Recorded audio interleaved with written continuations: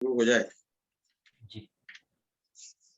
بسم اللہ الرحمن الرحیم. الحمدللہ رب العالمین والصلاة والسلام علی سید المرسلین وعلی آلہ وصحبہ اجمعین ومن اتبعهم بإحسان إلی یوم الدین. اما بعد. الحمدللہ. سورہ کہف.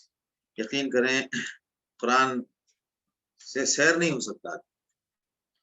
خلاصہ اور جو سرسری ہم لوگ تعارف سے گزر رہے ہیں، بس وہ بھی ایک فائدہ ہے، اس میں بھی ایک برکت ہے، اس میں بھی ایک روح ہے، اس میں بھی ایک نور ہے. اللہ عطا فرمائے. قرآن کا تو ایک جملہ بھی کافی ہے، اور شفا کے لیے ایک حرف اور ایک لفظ بھی کافی ہے. بس اللہ تعالی ہمیں ہمارے دلوں دعا ہے نا، اللہم اجعل القرآن العظیم ربیع قلوبنا. اے اللہ تو اپنی کتاب سے ہمارے دلوں کو باغ و بہار بنا دے. ربیع قلوبنا، باغ و بہار بنا دے. ربیع کہتے ہیں نا، تو دعا بھی یہی ہے. لہذا آج جو گفتگو ہے، کل ہم اصحاب قصہ کہف کو، اصحاب کہف کے قصے کو جس تیزی سے گزر کر آئے ہیں اور جس تفصیل سے ہم نے اس کا درس دیا ہے، تو اس سے مطلب دونوں باتیں سامنے آ رہی ہیں. تو ایسا لگ رہا ہے کہ بس پھر اللہ تعالیٰ جلد از جلد موقع دوبارہ فراہم کرے، آسانیاں پیدا فرمائے. تو آج بھی جو قصہ ہے وہ بھی بہت ہی حکمتوں سے بھرا ہوا اور اللہ کی قدرت کا عجیب نشانی اور مظہر. تو جو انہوں نے دوسرا سوال کیا تھا، وہ سوال تھا حضرت خضر علیہ السلام کے تعلق سے، کہ حضرت خضر اور موسیٰ علیہ السلام کا قصہ کیا ہے. اس سلسلے میں روایتوں میں ذکر ہے بہت کہ حضرت موسیٰ علیہ السلام کو حضرت خضر سے ملنے کے لیے کیوں کہا گیا. اس کی وجہ بتائی گئی کہ ذکر ہے باضابطہ حدیث میں کہ آپ حضرت موسیٰ علیہ السلام نے ایک مرتبہ کسی نے حضرت موسیٰ علیہ السلام کی تقریر سے مجمع اور حاضرین بہت متاثر ہوئے، اور ان کے دل اور ان کی روح کو بہت تازگی محسوس ہوئی. تو انہوں نے پوچھا کہ موسیٰ علیہ السلام آپ سے زیادہ کوئی علم والا نہیں لگتا ہے، کوئی ہوگا آپ کے زیادہ علم والا؟ انہوں نے کہا کہ ہاں، مجھ سے زیادہ علم والا تو کوئی نہیں ہے. اپنے حقیقت کے اعتبار سے یہ جملہ درست تھا، لیکن ادا کرنے کے اعتبار سے اللہ کو یہ جملہ پسند نہیں آیا. کیوں؟ کہ کسی بھی چیز کی انتہا اور کمال کی نسبت جو ہے وہ صرف اللہ کی. لہٰذا اللہ نے حضرت موسیٰ علیہ السلام سے کہا کہ ذرا ہمارے ایک بندے سے ذرا ملاقات تو کر کے آئیں. تو حضرت خضر علیہ السلام نبی ہیں لیکن رسول نہیں. رسول کا مطلب ہوتا ہے کسی امت کی طرف پیغام لے کر پہنچانے کی ذمہ داری دی جائے، تو وہ ذمہ داری حضرت خضر علیہ السلام کو نہیں تھی. اور بعض لوگوں نے اس میں اختلاف بھی کیا ہے کہ وہ نبی تھے کہ نہیں تھے. بہرحال زیادہ راجح قول یہی ہے کہ حضرت خضر علیہ السلام نبی تھے. حضرت موسیٰ علیہ السلام اپنے شاگرد کے ساتھ وہاں نکلے، اور وہاں پہنچ کے ان کو ایک علامت بتائی گئی تھی کہ جہاں آپ کی مچھلی آپ سے غائب ہو جائے، بس وہیں پر آپ کو آپ کا ٹھکانا، آپ کو ان سے ملاقات ہو جائے گی. اتفاق سے لوگ نکلے تو ایک جگہ تھک گئے. تھکنے کے بعد آرام کیا. حضرت موسیٰ علیہ السلام کو نیند آ گئی. خادم جو ہے وہ بیدار تھے.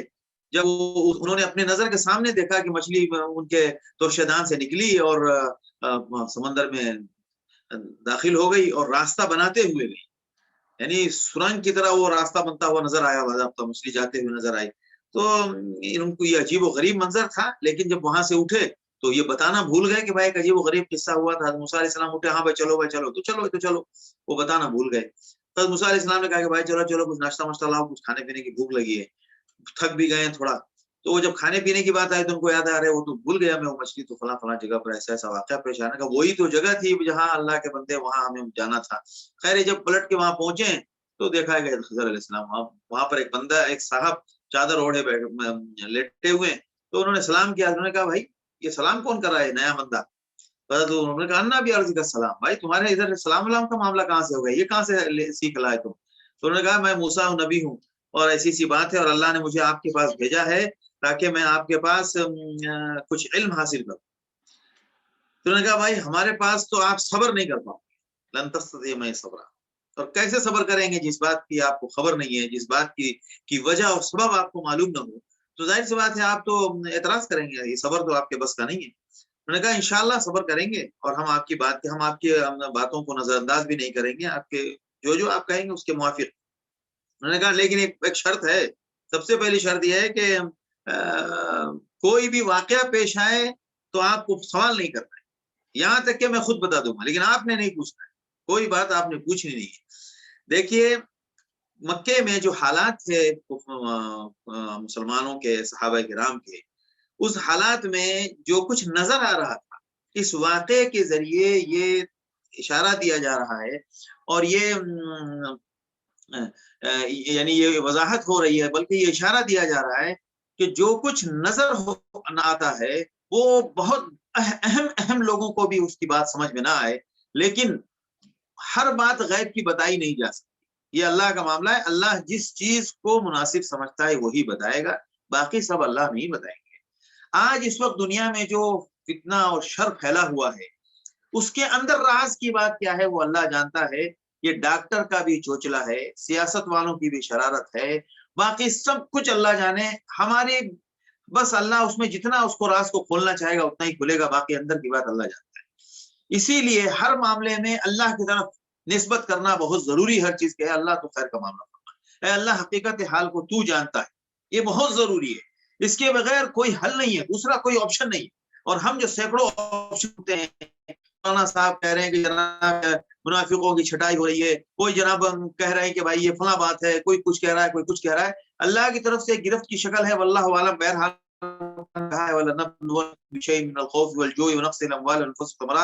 ہم کبھی کبھی الگ الگ شکلوں سے آپ کی آزمائش کریں گے، کبھی آپ کو مال و جان کے نقصان کی شکل میں بھی ہم آپ کو آزمائیں گے۔ ابھی بہرحال مال و جان کا دونوں کا نقصان سے پوری انسانیت گزر رہی ہے، اللہ کی مرضی، انا للہ و انا الیہ راجعون، اور صبر کرنا ہے۔ لہذا بہت ساری چیزیں جو سامنے نظر آتی ہیں وہ ہمارے بالکل لاجک کے خلاف ہوتی ہیں، اور قانون کے خلاف ہوتی ہیں، اخلاقیات کے خلاف ہوتی ہیں، اور اصول حقیقت کے خلاف ہوتی ہیں، اس کے باوجود خیر اسی میں ہوتا ہے، اس راز کو اللہ جانتا ہے، یہ اس حقیقت کو۔ لہذا مکے میں جو کچھ بھی ہوتا ہوا نظر آ رہا ہے، ایسا نظر آ رہا ہے کہ اسلام کو مٹا دیں گے، ایسا نظر آ رہا ہے کہ سارے صحابہ مٹ جائیں گے، ایسا نظر آ رہا ہے کہ صحابہ مطلب جو ظلم کیا جا رہا ہے مسلمانوں کے اوپر، ان کا وجود ختم ہو جائے گا، ایسا نظر آ رہا ہے کہ پتہ نہیں کیا ہو جائے گا، لیکن اس واقعے کے ذریعے بتایا جا رہا ہے کہ یہ آپ کی اپنی سوچ میں آپ کو نظر آ رہا ہے، لیکن ہونا کیا ہے وہ اللہ جانتا ہے، اور اس کے ساتھ کیا کیا ہوگا وہ اللہ جانتا ہے، یہ آپ کا کام نہیں ہے، آپ اپنا کام کرتے رہیے۔ کسی حق کا سفر جب شروع ہوگا تو ضروری نہیں ہے کہ ہر فرد، ہمارا جو جھگڑا ہے انسانی اس دنیا میں، انسانیت کے مطلب اس دنیا میں جس میدان میں انسان کو چھوڑا گیا ہے، وہ چھوڑا گیا ہے حق اور باطل کے ٹکراؤ میں، سچ اور جھوٹ کے ٹکراؤ میں۔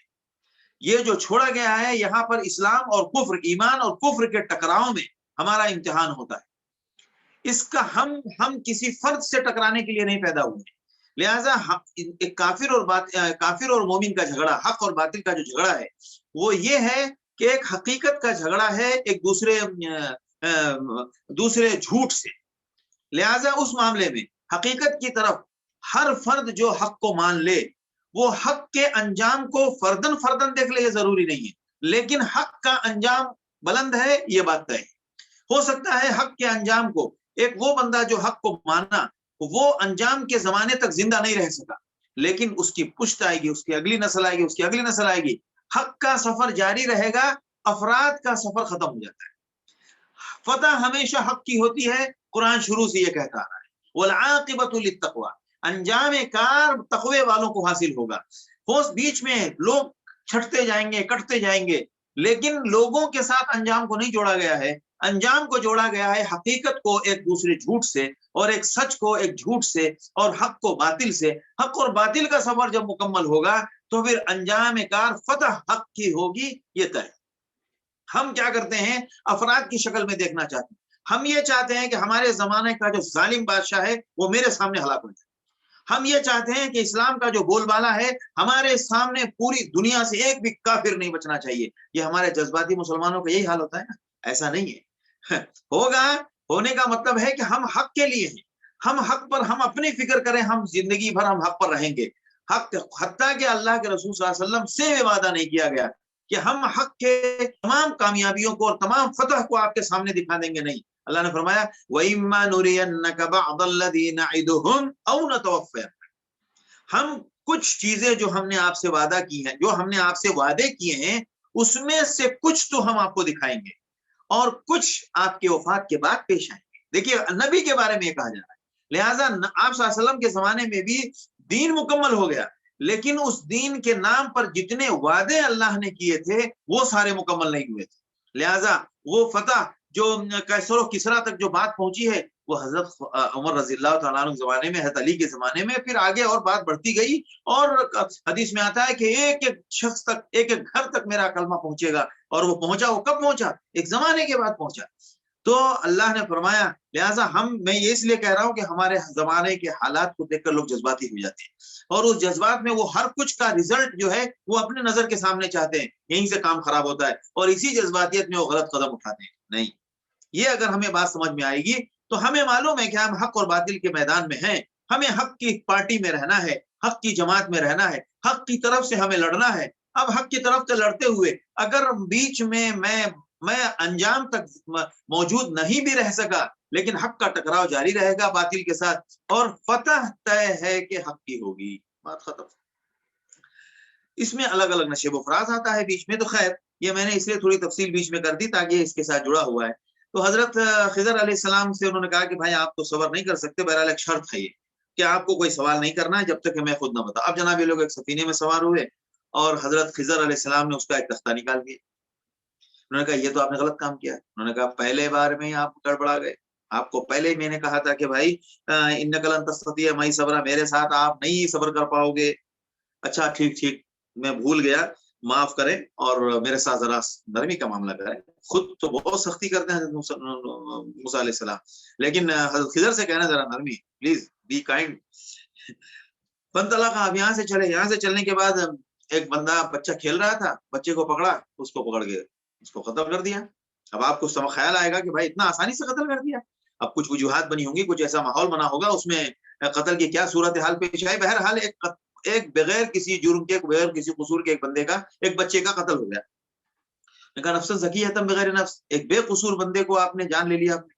یہ تو پہلے سے زیادہ خطرناک کام کیا آپ نے. انہوں نے کہا میں نے نہیں کہا تھا کہ آپ سے صبر نہیں ہو سکے گا.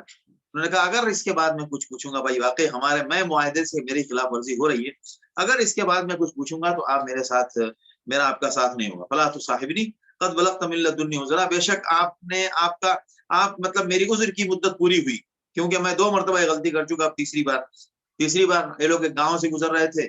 بعض روایتوں میں ذکر ہے کہ وہ اناطولیہ جو تھا, ایشیائی کوچک ترکی کا علاقہ تھا, واللہ عالم. تو اہلا فابا یضیفہما, اب جناب وہاں کے لوگوں سے ان کے پاس کھانے پینے کا ساز و سامان نہیں تھا. انہوں نے کہا بھائی کچھ کھانے پینے کا بندوبست کریں, ہم پردیسی ہیں, ہم باہر سے آئے ہیں. اب جب کچھ بندوبست نہیں ہو سکا, بات آگے بڑھی اور یہ لوگ تھوڑا آگے چڑھے. آگے چلنے کے بعد دیکھا کہ دیوار ٹیڑھی ہو رہی ہے. انہوں نے کہا چلو بھائی یہ ذرا کسی کی دیوار ٹیڑھی, اس کو ذرا سیدھی کر دیتے. جب سیدھے کرنے لگے تو بھائی سیدھی کر دیا. سیدھی کرنے کے بعد نے کہا کہ بھائی اس کے لیے کچھ مزدوری تو لے لیتے, کچھ مزدوری لیتے, ہم کچھ کھا پی لیتے, کچھ خرید لیتے اپنا سامان. بھائی وغیرہ جب آپ کو میں نے کہا تھا کہ میرے بتائے بغیر آپ میرے کسی بھی کام میں, میرے کسی بھی ایکشن میں اور میرے کسی بھی پروجیکٹ میں آپ کو کوئی بات نہیں کرنی. آپ نے 3 جگہ میرے ساتھ رہے, تینوں جگہ آپ سے صبر نہیں ہو سکا. لہٰذا دس از بس لاسٹ چانس, هذا فراق بینی و بینک. لیکن ایک بات ضرور ہے کہ میں نے آپ سے کہا تھا کہ حتی احدث لک منہ ذکرا, کہ اس کا میں آپ کو اس کی وجہ بتا دوں گا. لہٰذا میں اب آپ کو بتا رہا ہوں, جو آپ کو صبر نہیں ہو سکا اس کی بات سنیے. بظاہر آپ کو ایسا لگا, دکھنے میں ایک چیز آپ کو لگی کہ یہ خراب ہے. ایک کشتی پہ ہم سوار ہوئے, اس نے ہمارے ساتھ کشتی پہ سوار ہوئے اور کشتی پہ بیٹھے, اور جناب ہمارے لیے ایک آسانی کی بات ہو گئی, اور آپ نے اس کشتی ذرا ٹھیک ٹھاک تھی دیکھنے میں, آپ نے اس کا تختہ نکال دیا. تو بظاہر تو آپ کو یہ دکھنے میں خراب لگا, لیکن حقیقت یہ ہے کہ بہت ساری چیزیں ایسی ہوتی ہیں جس کی وجوہات غیب کے ہر راز کو ہر بندہ جان نہیں سکتا, وہ صرف اللہ جانتا ہے. اور غیبی طور پر بہت سارے کام ایسے ہوتے جاتے ہیں. حضرت خضر کے زمانے میں بھی ہو رہے تھے, ان کے بعد بھی ہو رہے تھے, انبیاء کے زمانے میں بھی ہو رہے ہیں, ہمارے زمانے میں بھی ہو رہے ہیں, میرے ساتھ بھی ہوتا ہے, آپ کے ساتھ بھی ہوتا ہے. ہمیں نہیں معلوم پڑتا ہے. ہمیں کسی چیز سے محروم کرنا ہوتا ہے, کوئی نہ کوئی اس کا غیبی وجہ بن جاتی ہے. ہمیں کسی چیز ہمیں کسی چیز سے نوازنا منظور ہوتا ہے قدرت کو, غیب سے اس کی طرف اسباب بنتے چلے جاتے ہیں. یہ جتنا دنیا میں کام ہوتا ہے اس کے اسباب بننے میں اللہ کی مشیت کا براہ راست دخل ہے. اور اس کی رکاوٹ میں براہ راست اللہ کی مشیت کا دخل ہے. اسی لیے ہر نماز کے بعد آپ صلی اللہ علیہ وسلم پڑھتے تھے اللہم لا مانع لما اعطیت، اے اللہ جو دینے کا تو فیصلہ کر لے اس کو کوئی روک نہیں سکتا، اور ولا معطی لما منعت، اور جس کے دینے کا فیصلہ تو نے کر لیا دنیا کی کوئی طاقت اس کو روک نہیں سکتی. اذکار کو مفہوم کے ساتھ پڑھنا چاہیے، ایمان یقین بہت مضبوط ہوگا. ہم نے یہ سمجھا ہے ہمارے جذباتی مسلمان نوجوان تربیت کی ضرورت ہوتی ہے. عمر میں شاید عمر جب بہت کچی عمر ہوتی ہے تو ہم میں بھی بہت جذباتیت آتی ہے، ادھر مارو ادھر توڑو ادھر ختم کرو ادھر فنش کرو، یہ ہمارے مسلمانوں کی جذباتیت حالت ہوتی ہے.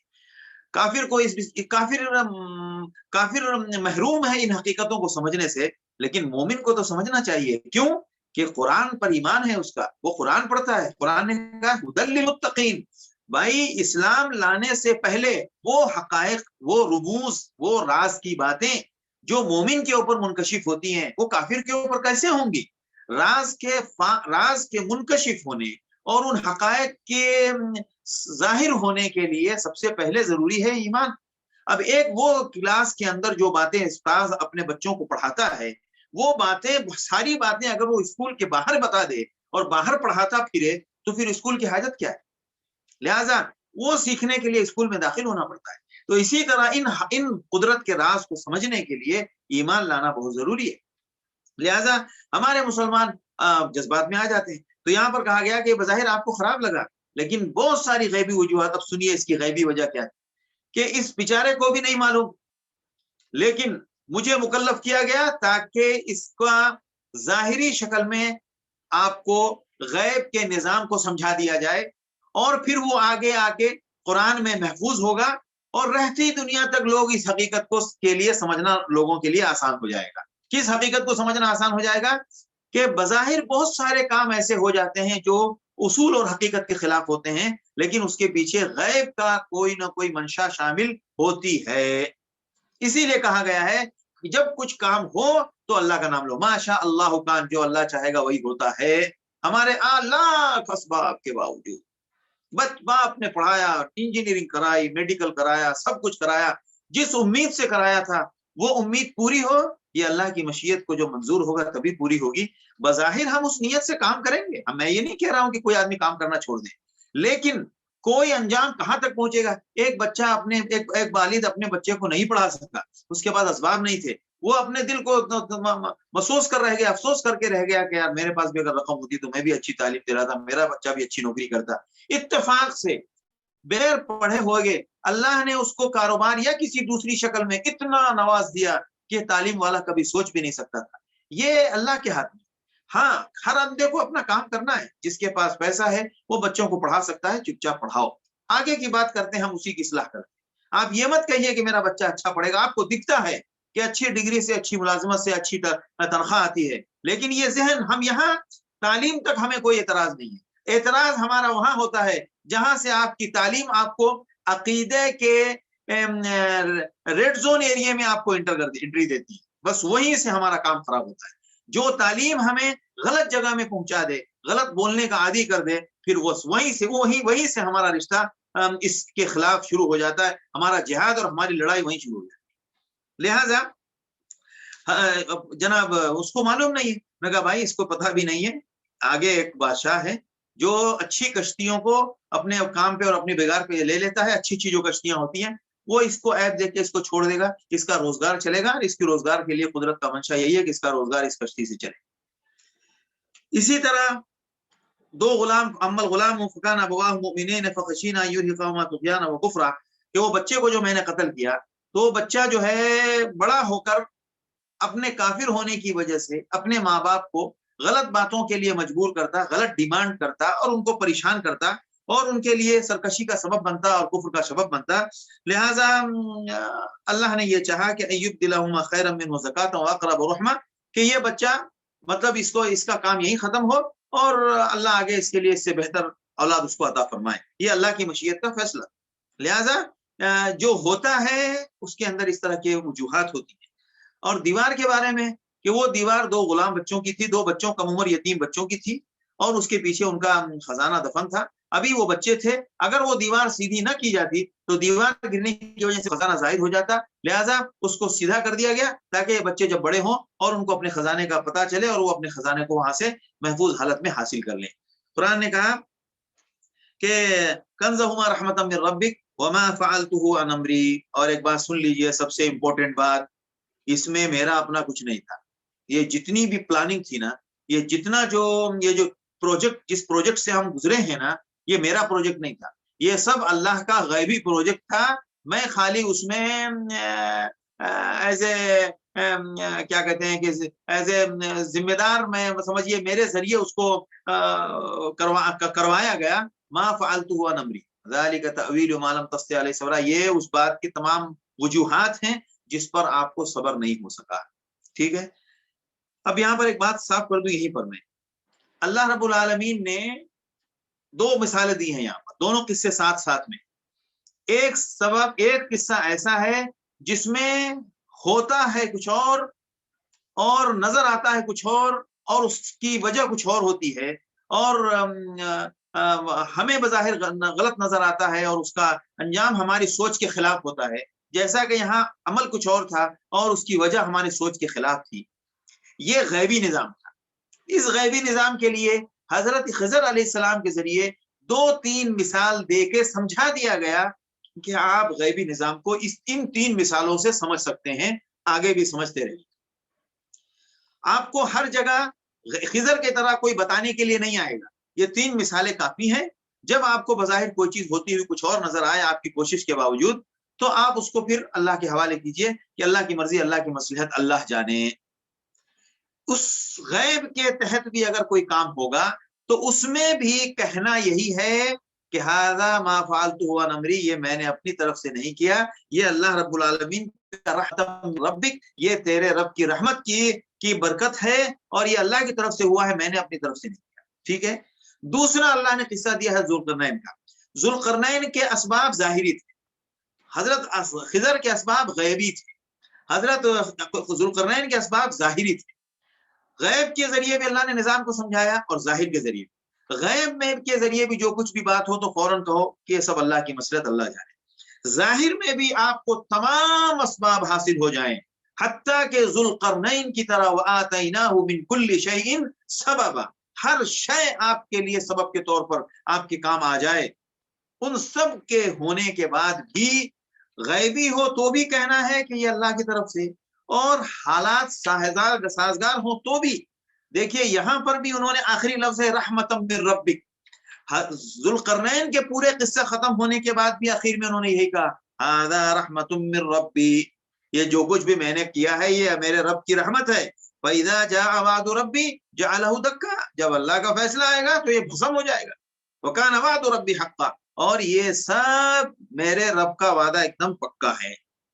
دیکھ لیا آپ نے, وہاں بھی لفظ رحمت من ربی, یہاں بھی رحمت من ربی. پتا کیا چلا کہ اسباب غیبی ہوں وہ بھی اللہ کی طرف سے, اسباب ظاہری ہوں وہ بھی اللہ کی طرف سے, اور اسباب کارگر تبھی ہوتے ہیں جب اللہ ان اسباب کو ہمارے لیے کارگر بنا دے. قرآن نے کہا وَآتَيْنَاهُ مِن كُلِّ شَيْءٍ سَبَبًا, اللہ کو منظور ہوگا تو فوج آپ کے فیور میں, قوم آپ کے فیور میں, رعیت آپ کے فیور میں, وہ زمانہ جس پیریڈ میں آپ گزر رہے ہیں اس زمانے میں آفات و بلا نہیں ہے, وہ زمانہ آپ کے فیور میں, اور آب و ہوا آپ کے فیور میں, اور کھیتی باڑی آپ کے فیور میں, ہر طرف سے آپ کو محفوظ رکھا گیا. کھیتی باڑی میں کوئی نقصان نہیں آیا, حکومت خرچے سے بچ گئی. حادثات کم ہوئے, حکومت خرچے سے اور پریشانی سے بچ گئی. فسادات کم ہوئے, حکومت خرچے اور پریشانی سے بچ گئی. آفات و بلا نہیں آئی, حکومت خرچے اور پریشانی سے بچ گئی. اور جناب آب و ہوا بہت اچھی رہی, لوگ بیمار نہیں ہوئے, بلائیں اور وبائیں نہیں آئی, آپ خرچے سے بچ گئے. ہر طرف سے اللہ جب کسی چیز کو میسر کر دے, یہ اللہ کا نظام, اس میں انسان کے اپنے بس کا کوئی کمال نہیں. یہی کہا جاتا ہے, لہذا دونوں باتیں بتائی گئی, غیبی مدد ہو تو بھی رحمت من ربی, اور ظاہری مدد ہو تو بھی رحمت من ربی. یہی ذوالقرنین کے قصے میں بھی ہوا کہ ذوالقرنین مغرب و مشرق تک سب طرف گئے, اور ہر جگہ انہوں نے بات بھی یہی کی, کیا وَأَمَّا مَنْ آمَنَ وَعَمِلَ صَالِحًا فَلَهُ جَزَاءً الْحُسْنَىٰ, کہ جو نیک عمل کرے گا اور اعمال صالحہ کرے گا اس کا انجام ٹھیک ہے, اور ہم ان کے ساتھ نرم بات کریں گے. ثُمَّ أَتْبَعَ سَبَبًا, پھر اور اسباب کو انہوں نے استعمال کیا. یہاں تک کہ سورج طلوع ہونے کی جگہ پر پہنچ گئے اور وہاں پر کوئی دونوں ان کے درمیان کوئی پردہ نہیں تھا، ان کے سامنے سورج شروع ہوتا تھا. كذلك وقد احطنا بما لديه خبرا، اور ہم نے یعنی تمام معلومات کا ان کے ساتھ احاطہ کر دیا. پھر انہوں نے کیا کہتے ہیں کہ وہ اپنے سفر پر نکلا اور اسباب کے ساتھ، تو بین السدین پہنچ گیا کوہ قفقاز کی طرف، اور وہاں ایسے لوگوں کو دیکھا جو کسی کی بات ہی نہیں سمجھتے تھے، ان کی زبان ہی بالکل الگ تھی، چاؤ ماؤ کیوں جیسا کہ ان کی زبان ہوتی ہے واللہ اعلم. تو روایتوں میں ذکر ہے کہ وہ روس اور چین کے جو جنوبی علاقے ہیں جہاں پر کوہ قفقاز ہے، اور وہاں پر وہ علاقے میں وہ لوگ تھے، اور ان کی شکلیں بھی جو بتائی گئی ہیں تو وہ ان کی شکلیں بھی وہیں سے ملتی جلتی ہیں. تو وہاں بھی یاجوج ماجوج کا معاملہ تھا. پھر وہ بند باندھنے کا منصوبہ شروع ہوا اور پھر وہ مکمل ہو گیا، اور مکمل ہونے کے بعد قال ما مکنی فیہ ربی، میرے رب نے جو کچھ بھی مجھے دیا ہے نا، میرے پاس جو ریسورسز ہیں وہ انف ہیں، بس آپ لوگ مین پاور پرووائڈ کرو، بس بقوت اجل بینکم وبینہم ردما، میں ایک باندھنے کا ایک بندوبست کر دیتا ہوں. اور پھر انہوں نے وہ لوہے کی شیٹس منگائی، اور جب دونوں ایک دم اونچا کر دیا تو اس میں کہا کہ اس میں اب آنکھ پھونکو، اور اس کے بعد اوپر سے اس میں قطر یعنی پیتل ڈال دیا اور نحاس ڈال دیا، اور اس کے بعد اس کو ایک دم پیک کر دیا. فمستطاعوا، لہٰذا نہ اس کو اوپر چڑھ کے وہ باہر آ سکتے ہیں اور نہ اس کو اس میں سوراخ کرنے کی صلاحیت ہے. یہ سب اتنا مضبوط کام کیوں ہو گیا؟ ھذا رحمت من ربی، not this our country is like this, our nation is like this, we are like this, we are this and that. یہ سب دعوے نہیں چاہیے. ذوالقرنین جیسا آدمی جس کے جیسا اسباب ہم نے دنیا میں بہت کم لوگوں کو دیا، اور ذوالقرنین کا قصہ بہت مشہور ہے اور بہت اللہ نے ان کو اسباب دیا. لہذا لفظ یہ ھذا رحمت من ربی، یہ سب اللہ کے فضل سے ممکن ہو سکا، اور اس کے لیے اللہ نے مجھے استعمال کیا، میرا اپنا کوئی کمال نہیں. یہ بہت بڑی بات ہوتی ہے. تو اب یہ قصے سنا کے کفار مکہ، اہل مکہ، مسلمانان مکہ کو تسلی دی جا رہی ہے کہ اللہ سب کچھ پر قادر ہے، اور بظاہر بہت کچھ ہوتا کچھ اور ہے، لیکن اہل حق کو فتح نصیب ہوتی ہے. لہٰذا آپ انتظار کریں. اور پھر اس کے بعد قیامت کا منظر پیش کر کے پھر کافروں کو دھمکی دی گئی کہ کیا وہ یہ سمجھتے ہیں کہ وہ چھوڑ دیے جائیں گے؟ ہم قیامت کے دن سب کچھ بتائیں گے، اور جو کفر کرتا ہے اس کے عمل کی ایک ذرا بھی حیثیت نہیں. فلا نقیم لهم یوم القیامت وزنا. اور کافر کا حال یہ ہے کہ وہ دنیا سے مرنا کبھی نہیں چاہتا ہے. لہذا نتیجہ یہ ہے کہ وہ مرے گا، کیونکہ مرنا ہے سب کو، اور وہ ایسی جگہ سے مرنا نہیں چاہتا ہے جہاں مرنا طے ہے. اور جنتی جنت میں ہمیشہ رہیں گے وہاں، اور وہاں سے کبھی بھی ہٹنا نہیں چاہیں گے. تو جہاں سے نہیں ہٹنے کا دل، جو ایسی جگہ ہے جہاں سے کوئی ہٹنا پسند نہ کرے، وہ جنت ہے. لہذا اس جنت کے لیے کام کرو، نہ کہ اس دنیا کے لیے جہاں سے ہر ایک کو مرنا ہے. لہذا میں نے بتایا تھا کہ اس میں، اس صورت میں آپ صلی اللہ علیہ وسلم کی نبوت اور آپ صلی اللہ علیہ وسلم کے اس بات رسالت کا زور زیادہ ہے. اسی لیے دیکھیں یہ آیت توحید کے بعد الحمدللہ الذی انزل علی عبدہ الکتاب، یہاں ہے قل لو کان البحر مدادا لکلمات ربی. اللہ کی حمد و ثنا کے بعد وہ جملہ یہاں بھی ہے کہ اگر سارے زمین و آسمان کی ساری چیزیں، سارے سمندر اللہ کے کلمات کو لکھنے پہ لگ جائیں تو اللہ کے سمندر ختم ہو جائیں گے، اللہ کے کلمات ختم نہیں ہوں گے، اور ویسی اور بھی مدد کیوں نہ مل جائے. لہٰذا آپ ان سے کہہ دیجئے کہ میں بشر ہوں، لیکن میرے ساتھ ایک خاص بات یہ ہے کہ اللہ مجھ پر وحی فرماتے ہیں، اور تمہیں بتانا کیا ہے کہ اللہ کی ذات وحدہ لا شریک ہے. جس کو بھی اللہ کے سامنے حاضری کا یقین ہے، لہٰذا وہ نیک عمل کرے اور اللہ کے ساتھ کسی کو شریک نہ ٹھہرائے. اس بات رسالت، توحید کی دعوت اور دین کی طرف بلاوا، قرآن کی طرف دعوت، اور آپ صلی اللہ علیہ وسلم کی نبوت کی حقانیت کا اعلان اور اسی کی پیمائش، اور اسی روشنی میں تمام تفصیلات اہل حق کو تسکین بھی، اور کفار کے لیے اس میں دھمکی بھی. اس کے بعد اس میں جو ہے سورہ، یہ ہے کیا نام، سورہ مریم. اس صورت میں قصے ہیں، اور اس میں یہ زمانہ تھوڑا سا ان کے ظلم و زیادتی کے دور کا زمانہ ہے. اور یہ زمانہ تب ہے جب ہجرت کرنے کے، حبشہ جو یہ لوگ ہجرت کرنے گئے ہیں اس سے پہلے کا زمانہ ہے. جیسا کہ اس میں اشارہ مل گیا تھا اصحاب سورہ کہف میں کہ ہجرت کر کے جانے کے لیے اشارہ مل گیا تھا کہ حق پر باقی رہنے کے لیے ہجرت بھی کرنی پڑتی ہے. لہٰذا سن 5 میں آپ صلی اللہ علیہ وسلم نے صحابہ کو اجازت دی تھی کہ آپ لوگ ہجرت کریں، لیکن اس زمانے میں سورت اتر چکی ہے، کیونکہ ان کو بر وقت ایک تحفہ دیا گیا کہ آپ ہجرت کرنے جا رہے ہیں، لہٰذا آپ جس ملک میں جا رہے ہیں وہ عیسائی ہیں، تو وہاں کے لوگ اگر آپ سے کچھ پوچھیں گے اس عنوان پر، اس موضوع پر، تو آپ کے پاس بولنے کے لیے کچھ میٹر ہونا چاہیے، لہٰذا یہ میٹر ساتھ میں لے کے جائیے۔ لہٰذا معلوم ہے کہ وہاں نجاشی کے دربار میں حضرت جعفر رضی اللہ عنہ نے تقریر کی اور اس میں جو پڑھا تھا انہوں نے وہ یہی سورہ مریم کی آیت تھی، ٹھیک ہے۔ اب اس میں ان کے ہجرت کی طرف اشارہ بھی تھا اور توحید کی دعوت بھی ہے، اور نصارہ کے لیے اس میں ان کے عقیدے کی تردید بھی ہے۔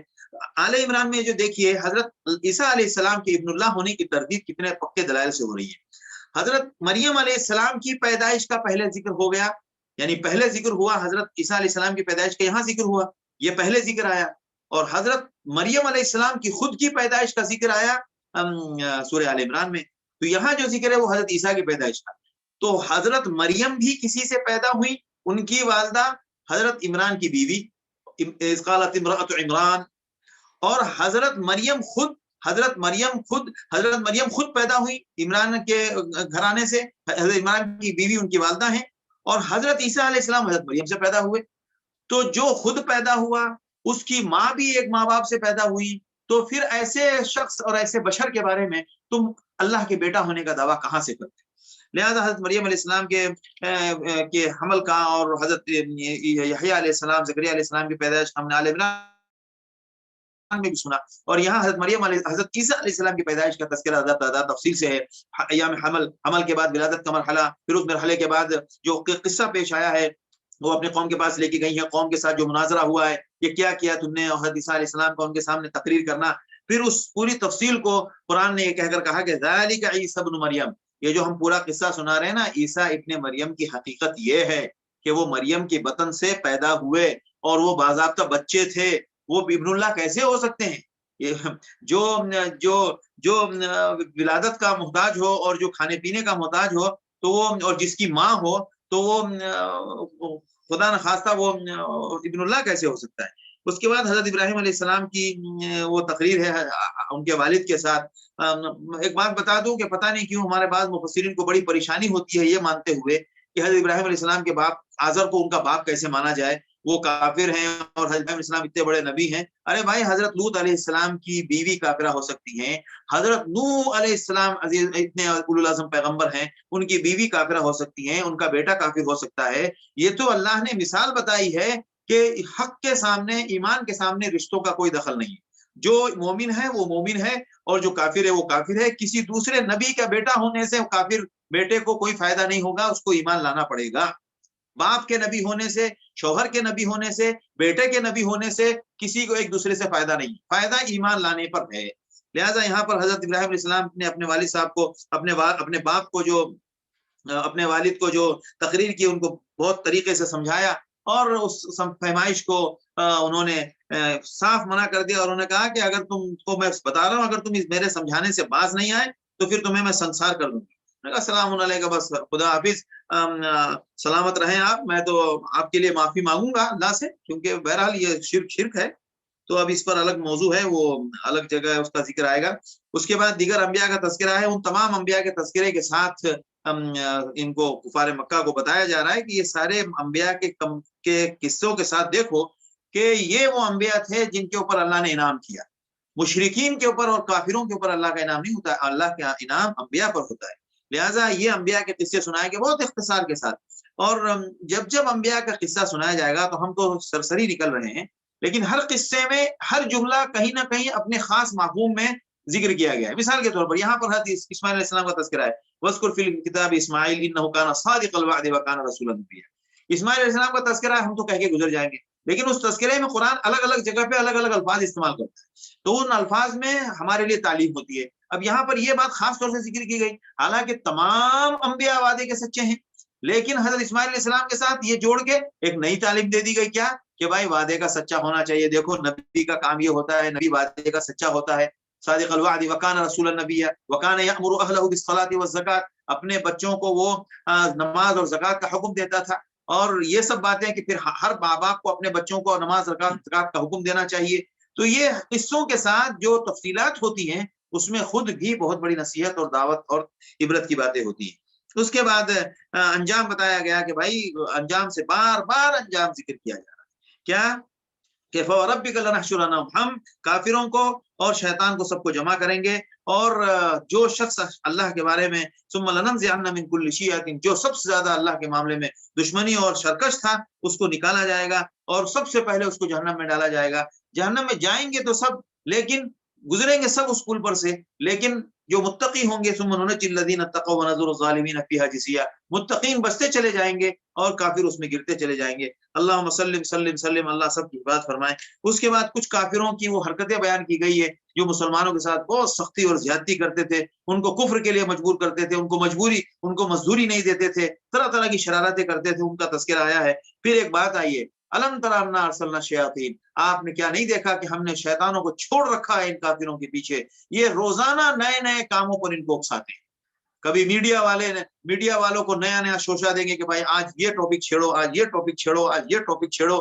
جو پولیٹکس میں ہے ان کے دماغ پہ شیطان سوار رہتا ہے، آج یہ ٹاپک چھیڑو، آج یہ ٹاپک چھیڑو، آج یہ ٹاپک چھیڑو۔ یہ شیطان کے غلام بن کے دھوکے میں مبتلا ہیں۔ اللہ کا احسان ہے، اللہ نے ایمان کی دولت نصیب فرمائی، دنیا کا سارا ظلم، ساری پریشانی ایک طرف اور ایمان کی طاقت، ایمان کی حقیقت ایک طرف۔ یہ کام جو حق اور باطل کا ٹکراؤ ہے وہ تو قیامت تک رہے گا۔ بس اللہ نے جس کو بچا لیا، اللہ کا بڑا احسان ہے اور ہمیشہ اللہ کا شکر ادا کرنا چاہیے۔ پھر اللہ نے بہت سخت الفاظ میں یہاں پر استعمال کیا، سخت الفاظ میں ان کو دھمکی دیے، فلا تعجل علیہم، آپ ان کے بارے میں جلدی نہ کریں، ہم ان کے ایک ایک دن گن رہے ہیں، اور جس دن ہم متقیوں کو وفد کی شکل میں، جماعتوں کی شکل میں جمع کریں گے اور جہنمیوں مجرمین کو جہنم میں دھکیل دھکیل کے گرایا پھینکا جائے گا، اور وہ کوئی سفارش کرنے ان کے نہیں آئے گا۔ الا من اتخذ عند الرحمن عہدا وقالوا اتخذ الرحمن ولدا، اور انہوں نے کہا کہ اللہ کے بارے میں کسی نے اولاد تسلیم کر لی اور ایسی غلط باتیں کی، ہر ایک سے ہم فردن فردن نپٹیں گے۔ کتنی سخت دھمکی ہے، ان کل من فی السماوات والارض الا آتی الرحمن عہدا لقد احصاهم وعدهم عدا، ایک ایک کو ون بائی ون میں جانتا ہوں اور ون بائی ون میں سب سے نپٹوں گا۔ وکلهم آتیہ یوم القیامت فردا، اللہ اکبر۔ ایک طرف اللہ کی ذات اور ایک طرف انسان کی اوقات کیا ہے، اللہ اکبر۔ پوری کائنات کے سامنے، ایک بڑی بلڈنگ کے سامنے ہماری کچھ اوقات نہیں ہوتی ہے، اب زمین و آسمان کے سامنے زمین کی کوئی اوقات نہیں ہے، اتنے بڑی کائنات کے سامنے اب اللہ کے وجود کے سامنے ایک انسان کی کیا اوقات ہوگی۔ لا الہ الا اللہ۔ بے شک ایمان عمل صالح انسان کو کامیاب کرے گا۔ اس کے بعد یہ سورہ طٰہٰ ہے، سورہ طٰہٰ میں ہم بہت تفصیل سے حضرت کیا کہتے ہیں کہ موسیٰ علیہ السلام کے واقعے کو سنائے ہیں سورہ اعراف میں، اور وہ اسی سے تقریباً ملتے جلتے سب واقعات ہیں۔ یہاں طور پہ جانا اور پھر وہاں نبوت کا ملنا، اور وہاں پر خاص طور سے نماز کے قائم کرنے کی اللہ کی طرف سے حضرت موسیٰ علیہ السلام کو نصیحت ہونا۔ اس سورت کا نزول کا زمانہ بھی جو ہے یہ ہجرت کے بعد کا ہے، کیونکہ حضرت عمر رضی اللہ تعالیٰ عنہ کے ایمان لانے کے واقعے میں اس سورت کا تذکرہ آتا ہے کہ ان کی بہن نے جو صفحات جو اپنے پاس رکھے ہوئے تھے اس میں یہی سورت لکھی تھی۔ جب انہوں نے پڑھنے کے لیے کہا کہ کیا ہے آخر وہ پڑھ کے تو سناؤ، تو انہوں نے یہی آیت پڑھ کے سنائی تھی سورہ طٰہٰ کی۔ لہٰذا اس سے پتہ چلتا ہے کہ حضرت کی حبشہ کی ہجرت ہو جانے کے بعد یہ آیتیں اتری ہیں، واللہ اعلم بالصواب۔ لہٰذا زمانہ تو ہمارے لیے بہت ہم لوگ ایسے ہی ذکر کرتے ہیں چونکہ اس سے مضمون سمجھنے میں آسانی ہوتی ہے۔ تو میں بھی حضرت موسیٰ علیہ السلام کا تذکرہ کہ ہمیشہ حق و باطل کا سلسلہ شروع سے آ رہا ہے، اور آج بھی آپ صلی اللہ علیہ وسلم کفار مکہ کو بتا رہے ہیں فرعون جیسا طاقتور آدمی، فرعون جیسا فوج اور لاؤ لشکر والا بندہ، جس کے لاؤ لشکر اور جس کی قوت کا عالم یہ ہو گیا تھا کہ وہ اس کی قوت نے اس کو انا ربکم الاعلی کے دعوے کا خواب دکھا دیا، اس کی طاقت نے، اس کے اسباب نے، اس کی گرفت نے۔ وانا ربکم الاعلی کا دعویٰ آپ نے کیا سمجھا ہے کہ وہ یوں ہی وہ مجنون تھا جو دعویٰ کر گیا تھا؟ نہیں، تمام ریسورسز، عدلیہ میری، فوج میری، سب جگہ میری گرفت ہے، ہر طرف میرا قابو ہے، اور میرے اس سے کوئی ذرا ادھر سے ادھر ہل نہیں سکتا، کوئی ہٹ نہیں سکتا۔ یہ سب کچھ اس کے جب حد سے زیادہ جب اس کے نو کے زبان پر جب اس کا حکم چلتا تھا، اسی وجہ سے تو اس کو یہ دھوکہ ہو گیا، ورنہ کوئی چھوٹا موٹا فوجی افسر یا کوئی چھوٹے ملک کا بادشاہ کبھی یہ دعویٰ کرے گا؟ نہیں کرے گا۔ آپ غور کیجئے کہ کوئی ایک اتنے بڑے ملک کا حاکم اور موسیٰ علیہ السلام کو اس کے پاس بھیجا جا رہا ہے، اور وہ کیا پاگل نہیں تھا؟ وہ بہرحال جیسا کہ ابو جہل کے بارے میں بھی کہا گیا نا کہ ابو جہل ابو الحکم تھا، اصلاً اس کا نام ابو الحکم ہے، یہ تو اسلام کا لقب ہے ابو جہل۔ لہٰذا وہ تو اتنا عقل مند آدمی تھا، مکے کے سارے لوگ فیصلہ اس کے پاس آ کے کراتے تھے۔ تو یہی تو ہے کہ جب انسان کے پاس سارے لوگ آ کے فیصلہ کرائیں، اور جب کوئی دوسری حقیقت اٹھ کے سامنے آئے تو عقلمند کا تقاضا یہ ہے کہ جب کوئی دوسری حقیقت کھٹ کے سامنے آئی ہے تو اس کو دیکھو، سمجھو، بجائے یہ کہ اس سے ٹکرانے لگو، اس کا انکار کرنے لگو۔ یہی کام ابو جہل نے کیا، یہی کام ابو فرعون کرتا تھا کہ اس حقیقت کو سمجھنے کے بجائے وہ ٹکراؤ میں آ گیا، اس کو برداشت ہی نہیں ہو رہا تھا۔ اسی لیے تو قرآن نے کہا کہ وہ گھمنڈ میں مبتلا ہو گیا ہے اور استکبر، بہت اس کے دماغ میں گھمنڈ کوٹ کوٹ کے بھر گیا ہے۔ لہذا حضرت جب انسان کا سب یہ فرعون جیسی طاقت اور فرعون جیسے لاؤ لشکر والا انسان جب نبوت کے سامنے جب نبوت کو تسلیم نہیں کرتا ہے اور اس کو ایک مدت تک سمجھایا بھی جاتا ہے، اور جب نہیں کرتا ہے تو پھر اس کو کس طرح ہلاک کیا جاتا ہے۔ لہٰذا آپ بھی اس سے عبرت حاصل کریں فرعون اور موسیٰ علیہ السلام کے قصے سے کہ حق کو تسلیم کریں اور باطل سے باز آئیں۔ قرآن میں پھر اللہ نے اس پورے قصے سنانے کے بعد کہا یا کذالک نقص علیک من انباء ما قد سبق، ہم نے آپ کو یہ سارا تفصیلی قصہ کیوں سنایا؟ نقص علیک من انباء ما قد سبق، اسی طرح ہم آپ کو سناتے ہیں وقد آتیناک من لدنا ذکرا، عبرت حاصل کرنے کے لیے، نصیحت کے لیے اور لوگوں کے فائدے کے لیے ہم اپنی طرف سے یہ سب کچھ سنا رہے ہیں۔ من اعرض عنہ، جو اللہ کی طرف سے بھیجی ہوئی اس نصیحت رکتا نہیں کرے گا، فإنہ یحمل یوم القیامۃ وزرا، اپنی بربادی کا ذمہ دار وہ خود ہے، خالدین فی، ہمیشہ اسی میں ہلاک رہے گا، اور وساء لهم یوم القیامۃ حملا، یوم ينفخ فی الصور، اب اللہ یاد دلا رہے ہیں کہ زمین ختم ہو جائے گی اور سب کچھ مٹ جائے گا، لہذا ہوشیار ہو جائے۔ اور پھر اللہ نے وَيَسْأَلُونَكَ عَنِ الْجِبَالِ فَقُلْ يَنسِفُهَا رَبِّي نَسْفًا، پھر وہ پورے منظر بتائیں آخرت کے، يَوْمَئِذٍ لَا تَنفَعُ الشَّفَاعَةُ إِلَّا مَنْ أَذِنَ لَهُ الرَّحْمَٰنُ، جس دن کوئی کسی کی سفارش نہیں کرے گا اور مگر جس سے اللہ جس کی سفارش کی اجازت دے اور جس کی سفارش کو اللہ قبول کرے، وَرَضِيَ لَهُ قَوْلًا، اللہ سب کچھ جانتا ہے۔ وَكَذَلِكَ أَنزَلْنَاهُ قُرْآنًا عَرَبِيًّا، اے نبی ہم نے آپ کے اوپر قرآن اتارا ہے اور اس میں ہم نے ہر طرح کی وعیدیں اور لوگوں کے انجام سے آگاہ کرنے والی آیتیں اتار دی ہیں تاکہ لوگ ہوشیار ہو جائیں، لعلهم يتقون او يحدث لهم ذکرا، فتعالى الله ملك الحق، اللہ کی ذات وحدہ لا شریک ہمارے کے حق ہے۔ اور قرآن کے معاملے میں جب آپ قرآن اترے تو آپ جلدی نہ کریں، آپ جب اس کی وحی ختم ہو جائے، یعنی جب وحی مکمل ہو جائے تب آپ پڑھیے۔ آپ صلی اللہ علیہ وسلم جب حضرت جبریل علیہ السلام وحی لے کر آتے تو آپ صلی اللہ علیہ وسلم حضرت جبریل کے ساتھ ساتھ دہراتے تھے۔ تو کیا کہتے ہیں کہ قرآن میں دو جگہ ہے کہ لا تعجل بالقرآن ان علیک جمع و قرآن، جب قرآن اترے تو آپ پہلے مکمل حضرت جبریل علیہ السلام کو پڑھ لینے دیجیے۔ آپ یہ مت ڈریے کہ حضرت جبریل نے جو پڑھ دیا اب دوبارہ اگر کہیں میں بھول گیا، آپ ہرگز نہیں بھولیں گے۔ کیوں کہ یہ آپ کا معاملہ کوئی عام تعلیم کا معاملہ نہیں ہے، یہ نبوت کا معاملہ ہے۔ جبریل آ کے آپ کو پڑھ کے پورا سنا دیں گے اور آپ اس خطرے سے اپنے آپ کو محفوظ رکھیں کہ ہم میرے ذہن میں محفوظ ہو سکا نہ ہو سکا، وہ ہمارا کام ہے، ہم آپ کے دل میں اس کو جو جبریل نے پڑھایا وہ پورا پورا اتار دیں گے۔ آپ دعا کیجیے وقل رب زدنی علما، لہذا اسی طرح طریقہ یہی ہے کہ جب کوئی کچھ پڑھائے تو پہلے اس کا سن لینا چاہیے، اس کے بعد اس کو سنانا چاہیے۔ پڑھنے اور تعلیم کے آداب میں یہ چیز شامل ہے۔ اس کے بعد حضرت آدم علیہ السلام کا قصہ سنایا گیا کہ پھر میں نے بتایا نا کہ بار بار آدم علیہ السلام اور شیطان کا قصہ ذکر آتا ہے تاکہ لوگوں کو یہ بتایا جائے کہ حق بات کے ماننے میں جو چیز رکاوٹ ہے وہ شیطان بہکاتا ہے۔ دو طاقتیں ہیں، ایک ہے نبوت کی اور رسالت کی طاقت جو حق کی طرف بلاتی، دوسری طاقت نہیں، طاقت تو نہیں کہہ سکتے اس کو، دوسرا ایک شر ہے اور دوسرا ایک فتنہ ہے جو شیطان کا فتنہ ہے جو شر کی طرف بلاتا ہے۔ لہٰذا ان کو سمجھیے آپ، نبی ہمیشہ جنت کی طرف بلائے گا اور شیطان ہمیشہ جہنم کے راستے پہ لے جائے گا، لہٰذا وہ ہمیشہ سکھایا جاتا ہے، اور نبی کے ساتھ نبی کی دعوت میں جو رکاوٹ بنتا ہے وہ شیطان ہوتا ہے۔ لہٰذا ہر جگہ دیکھیے آپ شیطان کا تذکرہ ضرور آ جاتا ہے، اور وہ قصہ اختصار کے ساتھ یا مختصر مکے کی اس میں تو بہت آیا ہے۔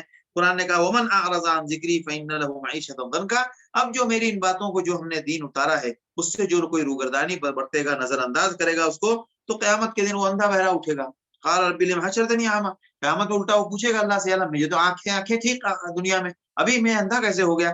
اندھا جب دنیا میں آپ نے زندگی اندھے بن کے گزاری ہے، ساری نشانیوں کے بیچ میں اللہ کی نعمتیں آپ کو نظر نہیں آئی تو آپ اندھے ہی تھے، اور کیا تھے؟ آپ کو اپنے وجود میں نشانی نظر نہیں آئی تو ان آنکھوں کا فائدہ کیا ہوگا؟ یہ تو آنکھیں ہم نے دی تھی، کوئی آپ کو فری میں تھوڑی ملی تھی، کوئی آپ کا کوئی ہمارے اوپر قرضہ تھوڑی تھا جو ہم نے آپ اس کے بدلے میں ہمیں آپ کو آنکھ پے کرنی تھی یا آنکھ کی پیمنٹ دینی تھی۔ یا یہ تو آپ نے سب سے بڑی چیز جو انسان اس دنیا کو سمجھنے کے لیے حقیقت میں سب سے زیادہ جو کام آتی ہے وہ آنکھ، قدم قدم پر انسان کو نظر آتا ہے اللہ کی قدرت، ہر چیز نظر آتی ہے، لہذا آپ نے اس کا استعمال ہی نہیں کیا۔ تو آپ جو لوگ ایسی حرکت کرتے ہیں ان کا انجام یہی ہوگا، وہ کذالک نجزی من اسرف۔ اس کے بعد اللہ فرما رہا ہے پھر کہ کیا ان کو پرانے لوگوں کی قوموں کے انجام کی فکر نہیں ہے، اور یہ دیکھتے نہیں ہیں کہ ہم نے کس طرح ان کو ہلاک کیا۔ ولولا کلمۃ سبقت من ربک، اللہ کی طرف سے جو طے شدہ فیصلہ پہلے اگر نہ ہوتا تو ابھی ان کے ساتھ یہ عذاب آ چکا ہوتا، لکان لزاما واجل مسمى، لیکن ہر چیز کی ایک وقت متعین ہے، وقت سے پہلے کوئی کام نہیں ہونے والا۔ اللہ کو کوئی جلدی نہیں ہے اور اللہ کے یہاں کوئی عذر کمزوری نہیں ہے، لہذا اللہ ہر کام کو اپنے وقت پر کرے گا۔ عجلت اور کمزوری تو ہمارے اندر ہے کہ ہم جلدی جلدی کرنا چاہتے ہیں، لہذا فاصبر علی ما یقولون، جو لوگ یہ باتیں کرتے ہیں تکذیب کی اور تردید کی اور دشمنی کی، آپ صبر کریں۔ دیکھیں پھر یہاں پر آیا اس صبر کے ان کے اس تکلیف کا علاج میں نے وہاں بھی بتایا تھا نا، وَلَقَدْ نَعْلَمُ أَنَّكَ يَضِيقُ صَدْرُكَ بِمَا يَقُولُونَ، ہمیں معلوم ہے کہ ان کی باتوں سے آپ کے دل میں بڑی تنگی اور بڑی الجھن اور پریشانی میں کا عالم پیدا ہوتا ہے، تو آپ کیا کریں، فَسَبِّحْ بِحَمْدِ رَبِّكَ، یہاں بھی دیکھیں وہی بات آتی ہے، فَاصْبِرْ عَلَىٰ مَا يَقُولُونَ، جو وہ کہہ رہے ہیں آپ اس پر صبر کریں۔ صبر کیا کریں، منہ بند کر کے بیٹھ جائیں؟ نہیں، اس صبر کے نام پر آپ کو کرنا کیا ہے، آپ کو صبر کیسے آئے گا، صبر یہ کہنے سے آئے گا، وَسَبِّحْ بِحَمْدِ رَبِّكَ، الفاظ دہرانے سے صبر آتا ہے، سوچنے سے صبر نہیں آتا ہے۔ دیکھ لیجئے صبر کا ایک بہت بڑا فارمولہ یاد رکھیے، صبر کیسے آئے گا، صبر کے نام پر کچھ نہ کچھ کرنا پڑے گا، آپ کو کیا کرنا پڑے گا وہ قرآن یہاں بتا رہا ہے، وَسَبِّحْ بِحَمْدِ رَبِّكَ قَبْلَ طُلُوعِ الشَّمْسِ وَقَبْلَ غُرُوبِهَا، سورج طلوع ہونے سے پہلے، سورج ہونے سے پہلے آپ اللہ کی تسبیح پہ آئے۔ لہذا کسی بھی حادثے اور کسی بھی پریشانی کے لیے اگر ہم کو صبر کی ضرورت پیش آئے اور صبر کرنا پڑے، تو اس صبر کے لیے یہ نہیں ہے کہ آپ چپ چاپ بیٹھیں، دل مسوس کے بیٹھ جائیں اور دل کو دبا کے بیٹھیں اور ڈپریشن کے شکار ہو جائیں اور مطلب بالکل اداس اور مایوس ہو جائیں اور چپ چاپ بیٹھے رہے، نہیں، آپ ایک کام میں لگ جاؤ۔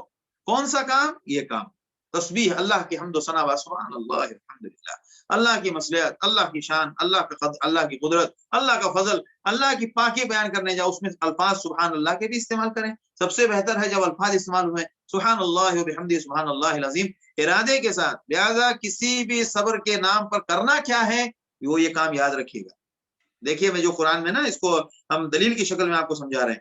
پھر ایک بات اور، دوسرا کام کیا کرنا ہے، صبر کے نام پر ایک کام کو کرنا، اللہ کی تسبیح بیان کرنی ہے۔ دوسرا یہ کہ ان کے حالات میں جو بہت ساری آپ کو اچھائی، آرام، سکون، خوشحالی نظر آئے گی، آپ ان کی طرف مت دیکھیے، ان کے حالات کو سرچ مت کیجیے، ان کے حالات کو زیادہ ریڈ مت کیجیے، دیکھ لیجیے غور سے، ہاں بہت غور سے سنیے میری اس بات کو۔ ہمارے لوگوں کی عادت ہے اپنے حالات کے کمپیریزن کرنے چلے جاتے ہیں، یورپ ویسٹ کا کیا حال ہے، ایسٹ کا کیا حال ہے، بھائی ایسٹ کی اسٹڈی کر کے آؤ، ویسٹ کی اسٹڈی کر کے آؤ، ویسٹ کے ایک ایک چیز کو ریڈ کر کے آؤ، کیا ہے، ہم کیسے کر سکتے۔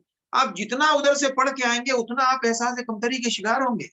آپ اپنے بل پر آپ کو کیا کیا کرنا چاہیے، آپ کی ضرورتیں کیا کیا ہے، آپ اس میں لگ جائیے۔ جب آپ ہمیشہ یاد رکھیے، ہمارے گھروں میں، ہماری زندگی میں پریشانی کی وجہ یہی ہے کہ ہم ہمیشہ دوسروں کی خوشحالی، دوسروں کی اچھائی کو دیکھ کر پریشان ہوتے ہیں۔ قرآن نبی کو کہہ رہا ہے کہ تم دوسروں کے جو کچھ بھی ہم نے ان کو زندگی کے رنگ و رونق کی چیزیں دی ہے نا، اور زندگی کا جو لام لفافہ ان کو دیا ہے، یہ سب ان کو آزمائش کے لیے دیا ہے ہم نے۔ آپ یہ مت سمجھیں کیا، اچھا آپ یہ بتائیں، آج ہمارے مسلمانوں میں زیادہ تر پڑھے لکھے لوگ یہی چاہتے ہیں نا کہ جو ان کے پاس ہے وہ ہمارے مسلمانوں کے پاس ہونا چاہیے۔ We should have this much universities, we should have this much institutes, we should have this much industries, we should have this and that، ہم کو یہ، ہمارے پاس بھی یہ ہونی چاہیے، ہمارے پاس اتنا بڑا فلاں چیز کا یہ ہونا چاہیے، وہ یہ سب کیوں؟ اس لیے نہیں کہ ہمیں ضرورت ہے، اس لیے کہ ان کے پاس زیادہ تر یہی ہے۔ قرآن کہتا ہے کہ یہ تو ہم نے ان کی آزمائش کے لیے رکھا ہے، اور دیکھ لیں آپ جہاں یہ سب کچھ ہے کتنا کتنا ہے۔ اللہ اکبر۔ ہمارے کرنے کا کام ہم کریں، کیا ہمیں جو اسلام نے حکم دیا وہ ہم کریں؟ ہم غربت کے ساتھ ہی صاف رہیں گے، گندے نہ رہیں۔ یہ مطلب نہیں ہے کہ اب آپ کے پاس پیسہ نہیں ہے تو آپ گندے رہیں، نہیں، آپ اپنے گھر کے سامنے پانی مت چھوڑیں، آپ اپنے گھر کے سامنے کے حصے کو گندا مت رکھیں، آپ کچرا اٹھا کے کچرے راستے پہ نہ پھینکیں، آپ وہ حرکتیں نہ کریں، آپ غربت کے ساتھ ہی صحیح، آپ جنگل میں بھی رہیں تو آپ اپنے گھر کے ارد گرد کو صاف رکھیں۔ صفائی نظر آتی ہے، اس کے لیے پیسہ نہیں چاہیے۔ اب ہم کاہل بنے بیٹھے ہیں، ہم سوچ رہے ہیں کہ جناب دوسرے ملکوں کا کہانی چھوڑ دیں، آپ اپنا کام کریں، اپنے بجٹ کو دیکھیں اور اپنے حدود کو دیکھیں، اور سب سے بڑھ کر اللہ نے ہمیں کیا حکم دیا اس کو دیکھیں۔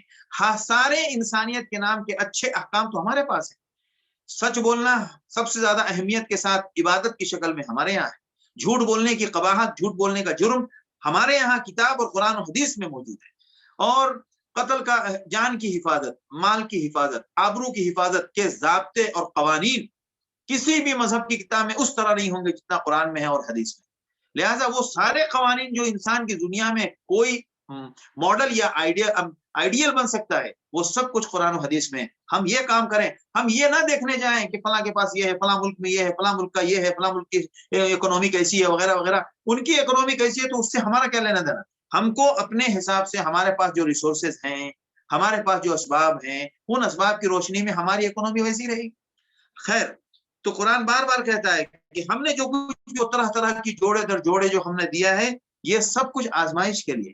آپ تو اللہ کی طرف سے جو رزق ملنے والا ہے اس کا انتظار کریں اور اسی پر مطمئن ہے، چاہے دنیا میں چاہے آخرت میں۔ ورزق ربک خیر وابقیٰ، جو اللہ کی طرف سے ملے وہ سب سے بہترین ہے، اور وہی ہمیشہ ہمیشہ والا رزق وہی ہے جو کبھی چھینے گا نہیں۔ اس دنیا میں امتحان کے نام پر لوگوں کو پورے گوڈاؤن بھر کے ہیں جو پشت کھا جائیں، وہ ختم ہو جائیں گے اگر وہ حق پر نہیں ہے اور اللہ کے نام پر نہیں ہے۔ لہذا آپ کو کرنا کیا ہے صبر کے نام پر؟ ایک تو یہ کہ تسبیح کریں، دوسرا یہ کہ لوگوں کے حالات کو، لوگوں کے دنیا کے حالات کو دیکھنے کے پیچھے مت جائیں، دنیا کے حالات کو، دنیاوی مال و متاع کے حالات کو، اور اپنے بچوں کو، گھر والوں کو نماز کا حکم دیں اور اس پر جمے رہیں، مستقل حکم دیں۔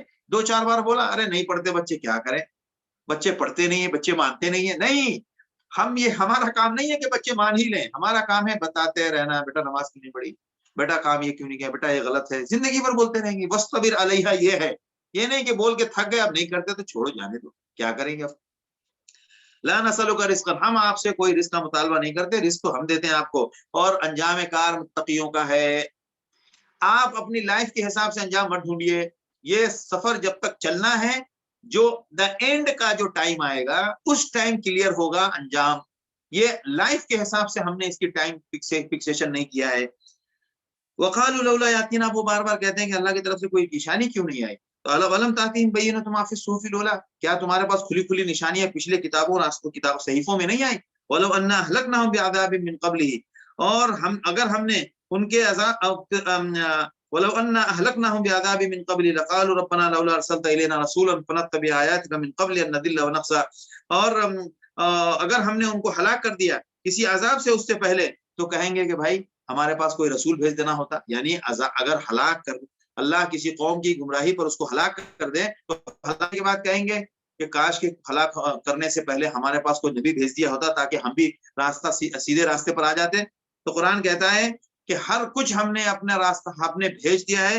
قل کل متربص فتربصوا، اب بس انتظار کرو قیامت کا، اگر انسان حق پر مرے تو انجام اچھا ہے، باطل پر مرے تو انجام برا ہے۔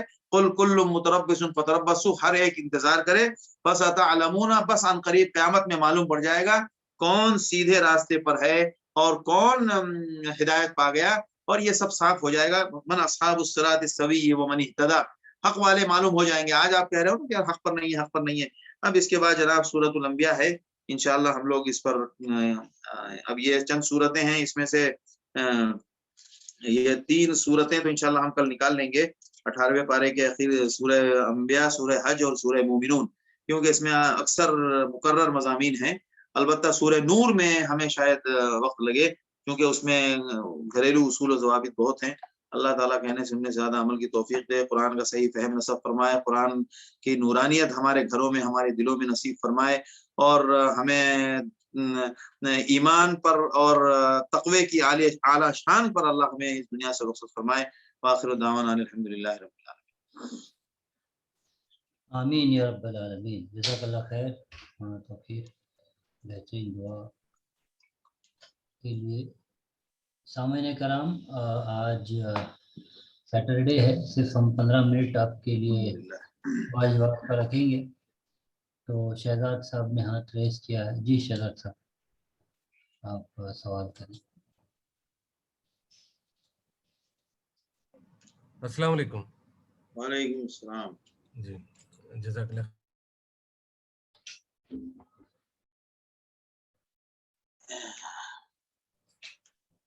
جی شہزاد صاحب اپنے آپ کو انمیوٹ کریں۔ जी, वालेकुम अस्सलाम रहमतुल्लाहि व बरकातहू। आज की अल्हम्दुलिल्लाह। तशरीह में हक और बातिल के मार्के का जो जिक्र आया है और अल्लाह के रसूल सल्लल्लाहु अलैहि वसल्लम की सीरत में समझे सूरह कहफ के तनाजुर में हिजरत का भी मामला जिक्र में आ गया। तो हिंदुस्तान के तनाजुर में जैसे जो बात की जाती है कि भाई लोग दावत का काम करते हैं, लेकिन उनके जहन में ये होता है कि दावत के नतीजे में गंगा जमनी तहजीब से रहेंगे, खुशो खुर्रम रहेंगे, और इस तरह का हकर बातिल के मार्के का कोई पेश नहीं आएगा और हिजरत वगैरह के कोई मसाइल नहीं आएंगे, तो दावत के नतीजे में अमन सुकून से ज़िंदगी मैसर आती है, या ये हकर बातिल का मार्का और हिजरत के मराहिल सामने आते हैं? थोड़ा इसकी तशरीह करें हिंदुस्तान के तनाजुर में। देखिए, हिजरत का वो निज़ाम जो आप सल्लल्लाहु अलैहि वसल्लम की जिंदगी में हुआ, अब वो नहीं है। अब वो कानून नहीं है कि जिस तरह हिजरत का हुक्म दिया गया था और हिजरत करना फर्ज हो गई। जी, लिहाजा जब हिजरत का ऐलान हो गया तो अब आप सल्लल्लाहु अलैहि वसल्लम के हिजरत के ऐलान के बाद किसी भी मोमिन के लिए मक्के में रहना जायज नहीं था। तो वो जो नबी के होते हुए जो अहवाल होते हैं उसकी कैफियत बहुत मुख्तलिफ होती है। नबी के बाद के जो अहवाल होते हैं, अब क्या हिजरत का जिहाद का वैसा ही निज़ाम आएगा? नहीं, ये हर मुल्क की सूरत हाल मुख्तलिफ होगी, हर मुल्क के अहवाल मुख्तलिफ होंगे, वहां के अहवाल के मुताबिक हमें चलना पड़ेगा। लिहाजा वही लोग जो हिजरत करके हबशा गए, वो काम जो मक्के और मदीने में हो रहा था वही काम हबशा में नहीं हुआ। क्यों? हबशा में अल्लाह के रसूल सल्लल्लाहु अलैहि वसल्लम की बेइज्जत का इलाका नहीं था, और हबशा में वो अहवाल नहीं थे, और हबशा के साथ वो खिताब नहीं था कुरान का। लिहाजा यहीं पर अंदाजा लग रहा है कि मक्के के लिए अलग हुक्म हो गया कि मक्का छोड़ दो, मदीने के लिए ये हुक्म हुआ कि अब आपको यहाँ तमाम अहकाम नाफिज करना शुरू कर देना है, यहाँ से जंग लड़नी है। लिहाजा जो जंग वहां लड़ी जा रही है वो हालात हबशा में पेश नहीं आ रहे हैं। लेकिन हबशा में दावत का वैसा निजाम भी नहीं है कि वहां जाके तमाम लोगों को मुसलमान बना दिया गया। तो हालात हर जगह अलग होते हैं, वो देखना जरूरी है। अभी हिंदुस्तान के अंदर अगर हम वही कंसेप्ट करें कि वही मक्के जैसी, तो ये सिर्फ इसमें हिंदुस्तान ही की बात क्या है, वो तो बहुत सारे मुल्क हैं इस तरह जहां ये सूरत हाल बनेगी। अफगानिस्तान की बनेगी और कनाडा अमेरिका की बनेगी, बहुत सारे ममालिक ऐसे हैं, बल्कि आप यूके में चले जाएं, लंदन में तो ऐसा लगता है कि वो कुछ लोग कहते हैं क्या, कुछ कुछ इलाके तो ऐसे हैं कि जैसे आपको हर जगह मुसलमान ही नजर आएंगे। तो अब हर मुल्क के अहवाल जो है हमेशा आप सल्लल्लाहु अलैहि वसल्लम की 23 साल जिंदगी जैसे नहीं रहेंगे। अब हमारे लिए क्या हिंदुस्तान में या कहीं जिहाद लड़ना या हिजरत का माहौल बनाने का जैसा मामला है, नहीं। अब हमें वहीं के माहौल के एतबार से हमें इन अहकाम की रोशनी में अमल करना पड़ेगा। मिसाल के तौर पर एक महल्ला, एक शहर ऐसा है जहां पर हमारे लिए नमाज मुश्किल है, दीन पर अमल करना मुश्किल है, हराम हलाल की तमीज मुश्किल है। हमारे लिए हुक्म है कि हम उस महल्लों को छोड़ के ऐसे गांव, ऐसे शहर को इख्तियार करें जहां हमारे लिए ये सब करना आसान। आज हिंदुस्तान में मुसलमानों के लिए बहुत सारे गांव ऐसे हैं जहां पर तमाम शरई अहकाम पर अमल करना बिल्कुल मुमकिन है। अब हम क्या मदीना वहां बना लें? ये तो अब वो दौर खत्म हो चुका है, और वो अब मुतालबा भी नहीं है, क्योंकि दीन के मुकम्मल हो जाने के बाद अहकाम बदल जाते हैं और उसकी सूरत हाल बदल जाती है। लिहाजा इसीलिए हदीस में आया कि अल्लाह के रसूल सल्लल्लाहु अलैहि वसल्लम ने फरमाया, ला हिजरत बादल फतह, हिजरत का कंसेप्ट और सवाब जो है फतह मक्का के बाद खत्म, अब वो चैप्टर क्लोज हो गया। अलबत्ता लाकिन जिहादुन व निय्यह, नीयत का आपको सवाब मिलेगा। जैसे कि आपने कोई शहर इसलिए छोड़ा कि आप दीन की खातिर आपने उस शहर को छोड़ दिया, बहुत प्यारा था, बहुत कमाई थी, बहुत आसानियां थी, लेकिन सिर्फ आपने इसलिए छोड़ा कि भाई यहाँ पर जो है ना नमाज पढ़ना, कुरान की तिलावत करना, मुसलमानों का माहौल, एक दूसरे को सलाम करना, जनाजा में शिरकत करना वगैरह वगैरह, ये सारे शायर इस्लाम नजर नहीं आते और वहां पर अच्छा नहीं लगता। आपको हिजरत का सवाब मिलेगा। हमारे लिए हिजरत यही है। जिहाद जहां जैसी जिस शक्ल में हमें मुकाबला हो करना होगा, अब हर जगह गज़वे तबूक पेश आए, गज़वे उहुद और बदर पेश आए, ऐसा नहीं होगा। लेकिन चंद लोग कहीं टकराना पड़ गया उनको मुसलमानों इस्लाम के नाम पर, बेशक कहीं कुछ लोग बेदीन के नाम पर मारे गए, शहीद हैं, तो यही सूरत हाल पेश आएगी। अब तो वो वाला तस्वुर तो मुमकिन भी नहीं, और वो कहीं मुतालबा भी नहीं, ना कहीं उलमा ने लिखा है उसको। लेकिन मौलाना साहब, जहाँ पे दावत का काम अगर होता है तो वहाँ पे कुछ ना कुछ एक कश्मकश की शक्ल तो रहेगी, एक टसल तो रहेगी आपस में। बिल्कुल रहेगी, बिल्कुल रहेगी, और उस टसल में हमें इन हालात से गुजरना पड़ेगा, तो करेंगे। मिसाल के तौर पर दावत आप दे रहे हैं, उस दावत में कुछ दावत के साथियों को कुछ दुश्मनों ने टारगेट कर लिया, اب ظاہر سی بات ہے وہ بیچارے ٹکرائیں گے، اس ٹکرانے میں جو لوگ ان کے ساتھ آئے ان کو ساتھ دینا پڑے گا. لیکن اب مدینے کے جیسا جہاد کے لیے اعلان منادی نہیں کرائی جا سکتی. کیوں کہ جہاد کی منادی کے لیے اسلامی حکومت کا ہونا ضروری ہے، ہمارا امیر ہونا ضروری ہے، ہماری فوج ہونا ضروری ہے، فوجی نظام ہمارے پاس ہونا ضروری ہے. ان حالات میں ہم اس کے مکلف ہیں. اگر ہمارے پاس یہ اسباب نہیں ہے، نہ امیر ہے، نہ ہمارے پاس فوجی نظام ہے، اور نہ ہمارے پاس لشکر اور فوج ہے، تو ہم اس کے مکلف نہیں ہیں. پھر ہم کو وہاں کی مصلحت کے حساب سے چلنا پڑے گا. لیکن جو ایک تصور ذہنوں میں بیٹھا ہوا ہے کہ جیسا دعوت کا کام کریں گے تو ہمارے جو ہے تو غیر مسلموں سے تعلقات استوار ہو جائیں گے اور کوئی مسائل ختم ہو جائیں گے، تو یہ بات تو غلط ہے. نہیں، یہ کافی ہے ہی نہیں. یہ جو تصور ہے یہ تو کوئی بھی نہیں کہتا ہے کافی ہے. یہ تو ایک حلقہ ہے جو یہ سمجھتا ہے کہ بھائی خالی دعوت کا کام کرو. بھائی دیکھیے، ہر تنظیم جو ہے مکمل اسلامی کنسپٹ پیش نہیں کر پا رہی ہے. مدرسے والے صرف ایک محدود کام کر رہے ہیں، وہ بھی اسلام کے پورے نظام کے اعتبار سے وہ تصور نہیں دے رہے ہیں. دعوت کا جو لوگ کام کر رہے ہیں وہ صرف ایک دعوت کا شوشہ اٹھایا ہوا ہے. ہونا یہ چاہیے تھا کہ جتنی تنظیمیں اور جتنی جماعتیں ہندوستان میں ہیں وہ تمام کے تمام ان کا ایک متحد پلیٹ فارم ایسا ہونا چاہیے جہاں پہ اجتماعی معاملات میں کوئی مشورہ ہو اور اس فیصلے کے بنیاد پر سارے لوگ اس کے مطابق عمل کریں. یہ بہرحال اللہ معاف کرے، یہ سوال اگر ہوا قیامت میں تو ہم سب کے لیے بہت مشکل ہے. کیونکہ مان لیا ایک گوشہ ایک گروپ ہے جو دعوت کا کام کر رہا ہے، ایک گروپ ہے جو تعلیم کا کام کر رہا ہے، ایک گروپ ایسا ہے جو سوشل اور معاشرے کے مارشل ایکٹیویٹی کو بھی سمجھتا ہے اور اس سلسلے میں بھی ضرورت کو محسوس کرتا ہے. یہ سارے لوگوں کے لیے ایک پلیٹ فارم ایسا ضروری تھا جس پلیٹ فارم پہ ان کا مشورہ ہونا چاہیے اور پھر اس کے مطابق کوئی فیصلہ ہونا چاہیے اور اس فیصلے پر سارے لوگوں کو متحد ہو کے کام کرنا چاہیے. صاحب ایک چیز اور اس میں ہے کہ ایک بندے اور فرشتے کی جو مکالمہ آیا ہے قرآن میں کہ فرشتے بندے سے پوچھیں گے تم ایسے کیسے آ گئے، تو وہ کہیں گے کہ ہم زمین میں دبا لیے گئے تھے، اور فرشتے ان کو جواب دیں گے کہ اللہ کی زمین وسیع نہیں تھی.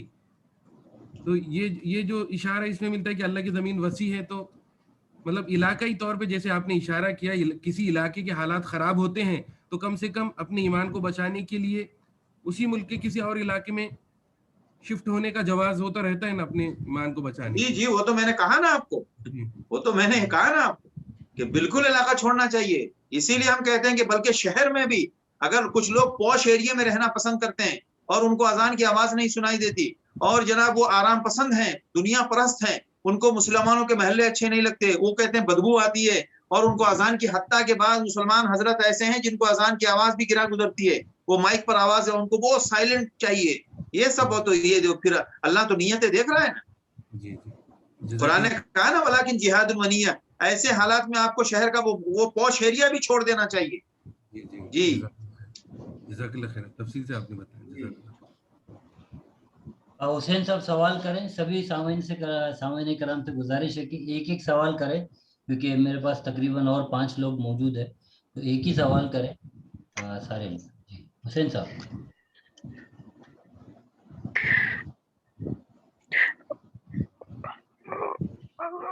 السلام علیکم مولانا. اسی سے جڑا ہوا سوال تھا کہ جیسے مسلمان اپنے آپ کو جیسے یہ کمزور سمجھنا بھی جیسے زیادہ پایا جاتا ہے اپنے پاس ہے کہ جیسے یہ کسی شہر میں مسئلہ ہوا یا پھر کسی مسلمان پہ ظلم ہوا، یہ کیوں نہیں وہاں کے سارے مسلمان مل کے اس کا جواب دے یا پھر اس کا ایسی صورت اس کی کہ ہم آپ کو کمزور سمجھیں کہ جیسے اپنے قانونی حقوق ہیں، اپنے جیسے رائٹس بھی ہیں اپنے. بالکل کمزور نہیں سمجھنا چاہیے، اس کے لیے آوازیں اٹھانی چاہیے. ہم لوگ اس پر مضمونیں بھی لکھتے ہیں، لوگوں سے رائے بھی لوگوں سے تکرار بھی ہوتی ہے. جس علاقے میں یہ واقعہ پیش آئے پورے علاقے کے مسلمانوں کو متحد ہو کر پورے مسلمانوں کو قانونی چاروں جوئی کے علاوہ اس کے حق دلانے تک اور پھر مجرم کو پکڑوانا. دیکھیے ہم لوگ کیا یہ بات بھی بہت شدت سے احساس کی جا رہی ہے کہ 15 سال 20 سال مجرم کو باعزت بری کرنے کے ساتھ ساتھ یہ بھی ضروری ہے جو بہت سارے وکلا بھی ہندوستان میں کہتے ہیں کہ ان مجرموں کو پکڑو کہ بھائی بے قصور 20 سال کے بعد آپ کسی کو بے قصور بے عزت بری کر رہے ہو، کسی کے قصور کو ثابت کرنے کے لیے آپ کو 20 سال چاہیے؟ یہ کوئی ملک کا، یہ کوئی انصاف کا طریقہ ہے؟ بے شک ہم آزمائش کے دور سے گزر رہے ہیں، لیکن ہم کوئی ٹکراؤ کی بات نہیں کر رہے ہیں، ہم اس بدتمیزی اور اس گستاخی کی بات کر رہے ہیں کہ بھائی ایک جگہ پر ایک علاقے میں ایک کسی مسلمان کے اوپر ظلم ہوا اور قتل کر دیا گیا، پورے علاقے کے ہمارے مسلمان بزدل ہیں، ہماری، میں آج پھر کہوں گا، آپ برا مت مانیے گا، ہمارے لوگوں نے اپنے ایمان کو بیچ دیا ہے اور وہ ڈرتے ہیں۔ ہم لڑائی کرنے کے لیے نہیں کہتے، ہمت چاہیے، ہمت کے ساتھ آپ سامنے آئیے اور آپ پوچھئے کہ بھائی یہ قتل ہوا، اس مجرم کو ہم چھوڑیں گے نہیں، اس مجرم کو قانونی شکل میں سزا دو، کیونکہ وہ قانونی مجرم ہے۔ اور اسی حالات میں پھر ملک کے اندر امن بگڑتا ہے، جب اس طرح کی انصاف کے اصول کو جب برتا نہیں جاتا ہے، تو یہ دنیا میں جو ظلم کے خلاف جو آوازیں اٹھتی ہیں، وہ ماحول خود یہ لوگ بناتے ہیں۔ وہ انصاف کی آواز کو دبائیں گے، کوئی آدمی ذرا صحیح بات کرنے والا ہوگا تو اس کو پکڑ لیں گے، ظاہر سی بات یہ زیادہ دن نہیں چلے گا، یہ اللہ کی دنیا ہے، انسان کچھ نہیں کر سکے، اللہ کی طرف سے پکڑ آئے گی، یاد رکھیے۔ اگر انسانوں کے بس میں کچھ نہیں ہوا تو ایک بات یاد رکھیے، مظلوم کا ساتھی، مظلوم کا معاون اللہ ہے، اسی لیے حدیث میں آیا کہ ایک ظالم کے اوپر جب ظلم ہوتا ہے اور مظلوم کے اوپر جب ظلم ہوتا ہے تو مظلوم کی آسمان کو چیرتی ہوئی عرش تک چلی جاتی ہے، لہذا جب مظلوم کے خلاف کوئی کام نہیں ہوگا تو پھر اللہ کی طرف سے پکڑ آئے گی۔ ہم مسلمانوں کو بے شک یہ ذہن بنانا چاہیے، کوئی اپنی دکان کے بارے میں ڈر رہا ہے، کوئی اپنے کاروبار کے بارے میں ڈر رہا ہے، کوئی کسی معاملے میں ڈر رہا ہے، ہم لڑائی اور فساد کے لیے نہیں کہہ رہے ہیں، ہم یہ کہہ رہے ہیں کہ ہم کسی کو نہیں ماریں گے، ہم کسی کو قتل نہیں کریں گے، لیکن کسی کا قتل ہوگا تو اس قتل کا حساب معلوم کرنا اور اس کے سلسلے میں کارروائی کے لیے پوری کوشش کرنا، یہ اس پورے علاقے کی ذمہ داری ہونی چاہیے۔ 2-4 کیس پورے ملک میں ہو جائیں، دیکھیں آپ، پورا نظام ہلے گا اس سے۔ ہم حملہ، ہم ری ایکشن کے طور پر اٹیک کرنے کے لیے نہیں کہہ رہے ہیں، ہم کہہ رہے ہیں کہ ہم چھوڑیں گے نہیں جب تک اس معاملے کو صاف نہ ہو جائے۔ اور سب سے بڑی بات، اس مجرم کو پکڑو، اس مجرم کو کتنا کیوں چھوڑ دیا جا رہا ہے؟ لیکن دنیا میں ظلم کے واقعات اور ظلم کے دور بھی آتے ہیں، ابھی ویسے ہی چل رہا ہے، لیکن دیکھیے اللہ کی رسی، اللہ کی لاٹھی میں آواز نہیں ہے، اتنا یاد رکھیں، اللہ کی لاٹھی میں آواز نہیں ہے۔ ہم اپنا حوصلہ مضبوط رکھیں۔ اسامہ پرویز سوال کریں، اسامہ پرویز سوال۔ السلام علیکم ورحمۃ اللہ وبرکاتہ۔ سلام جی پرویز بھائی جی، میرا یہ سوال آپ پرویز بھائی بولتے ہیں تو اسامہ پوچھتے ہیں، اور آج آپ اسامہ بول رہے ہیں تو آپ پرویز بھائی پوچھتے ہیں۔ اسی لیے میں نے تو اچھا ہے کہ اسامہ، ہم آواز پکڑ لیتے ہیں۔ اسی لیے میں نے اسامہ پرویز کہا کہ دونوں۔ جی میرا سوال یہ تھا مولانا کہ خضر علیہ السلام اور موسیٰ علیہ السلام کا جو واقعہ آپ سنائیں، اس میں 2-3 واقعات جو پیش آئے اس دوران میں، تو ایک جو دیوار گر رہی تھی اور وہ دیوار کی مرمت کی گئی، اور اس کے نیچے جو سو یہ 2 یتیم بچوں کا جو سو خزانہ چھپا ہوا تھا، تو اس کی مرمت کی گئی، اور جب اس کے تشریح جب خضر علیہ السلام دیے ہیں کہ بھائی یہ دونوں ان لڑکوں کا والد ان لڑکوں کا والد جو ہے سو متقی تھا، کان ابوہما صالحا۔ جی ہاں، تو خاص طور پہ سے اس باپ کی اس کوالٹی یا اس کیفیت کو جو ہے سو منشن کیا گیا کہ باپ جو ہے سو متقی تھا، جس کی وجہ سے اللہ پاک جو ہے سو یتیم بچوں کے خزانوں کی حفاظت کر رہا تھا۔ تو آج کل بیشتر ایسے بیانات میں یعنی پیرنٹ اورینٹیشن وغیرہ، ایسے کیسا ہم اپنے بچوں کو جو ہے سو تربیت دیں، اکثر ہم والدین کا جو کوشچنس آتے رہتے ہیں کہ بھائی بچوں سے ہم پریشان ہیں کیونکہ نئے موبائلز گیجٹ ان کے ہاتھوں میں آج چلے گئے۔ تو میرے کو یہ سمجھ میں آ رہا ہے کہ اگر بچوں کی فکر، اولاد کی فکر کرنے سے بہتر ہے ہم والدین اگر اپنی فکر کرنے لگے کہ ہم اگر صالح ہو گئے، ہم اگر اچھی ٹریک پہ آ گئے، تو خود بخود اللہ پاک جو ہے ہمارے بچوں کی مدد فرمائیں گا۔ کیا میں اس میں صحیح ہوں؟ کیا میں پوچھنا چاہ رہا ہوں؟ نہیں، وہ ٹھیک ہے۔ دیکھیے ایک جگہ ایک بات پھر یہ بھی ہے نا کہ حضرت نوح علیہ السلام بہت صالح تھے۔ حضرت نوح علیہ السلام کے اولو العزم نبی ہونے میں کوئی شک نہیں، خیر وہاں تو ہم تقوی کی بات ہی نہیں کر سکتے، وہ تو خیر نبی تھے، وہ بھی اولو العزم انبیاء میں تھے۔ اس کے باوجود ان کا ایک بیٹا دیکھیے وکان من الکافرین، اور کفر سے بڑا گناہ کیا ہو سکتا ہے، خطرناک بات کیا ہو سکتی ہے۔ تو ماں باپ کے نیک ہونے کا ہر حال میں فائدہ اولاد کو پہنچے گا، لیکن یہ ضروری ہے اس کو ہم اس سے جوڑنا نہیں چاہیے۔ اب کیا کرنا ہے کہ مطلب ماں باپ نیک نہ ہو؟ نہیں، ماں باپ کو اپنی جگہ بھرپور نیک ہونا چاہیے، اپنی نیکی کی فکر کرنی چاہیے، خود دین پر رہنا چاہیے، اور یہ امید رکھنی چاہیے کہ اللہ نے جگہ جگہ والدین کے نیکی کا حکم اولاد کو، اس کا فائدہ اولاد کو پہنچایا ہے۔ لہذا اس مفہوم میں ہم اس آیت کو اس حد تک لے سکتے ہیں۔ لیکن کہیں کہیں والدین بہت نیک ہیں، انہوں نے بہت محنت کی، بہت کوشش کی، بہت دعائیں کی، اس کے باوجود بھی اگر اولاد ٹھیک نہیں ہے تو اس میں ہم والدین کو قصوروار ٹھہرائیں، یہ اس آیت سے وہ بات ہم نہیں کہہ سکتے۔ اگر اجازت ہو تو صابر بھائی ایک ہی سوال کا بولے، اگر اجازت ہے تو میں پھر دوبارہ پھر موقع ملے نہ ملے میں ایک سوال اور ایک پوچھنا چاہ رہا تھا، اگر اجازت ہے صابر بھائی کی۔ جی کنٹینیو کیے، 2 جن اور رکے ہیں لائن میں۔ جی معافی چاہتا ہوں میں، کیونکہ کل سے ذہن میں تھا۔ اب آپ نے قرآن کی ایک آیت کا تشریح کریں کہ اللہ پاک جو ہے سو مختلف یعنی آزمائیں گا مختلف چیزیں، خوف سے اور مختلف شکلوں سے۔ تو میرے ذہن میں یہ بات آئی کہ اکثر جیسا ہم کوئی ایسے جو سو قیمتی چیزیں جو آج کل جو خریدتے ہیں، یعنی کہ لیپ ٹاپ وغیرہ اور وغیرہ وغیرہ جو چیزیں گھریلو، تو اس میں جو سو ایکسٹینڈڈ وارنٹی آ رہی ہے کہ آپ اتنا یعنی جو قیمت ہے اس کے علاوہ آپ جو سو پے کریں گے تو آپ کو 2 سال کی، آپ کو 3 سال کی، آپ کو 4 سال کی ایکسٹینڈڈ وارنٹی ملیں گے۔ کہاں تک یہ درست ہے اسلامک نقطہ نظر سے؟ کیا اس کا یہ پہلو تو نہیں ہے کہ بھائی اللہ تعالیٰ جس طرح آزمانے والا ہے آپ کو، مثال کے طور پر مختلف شکل میں ہے، یہ لائف انشورنس پالیسی بھی آئیں گی اس میں، آپ سمجھ گئے ہوں گے میرے سوال کو۔ جی اصل میں یہ ایکسٹینڈڈ وارنٹی پیسہ دے کے یہ جائز نہیں ہوگی۔ کیوں کہ کسی چیز کی گارنٹی کا اسلام میں کوئی معاوضہ نہیں ہے، ٹھیک ہے؟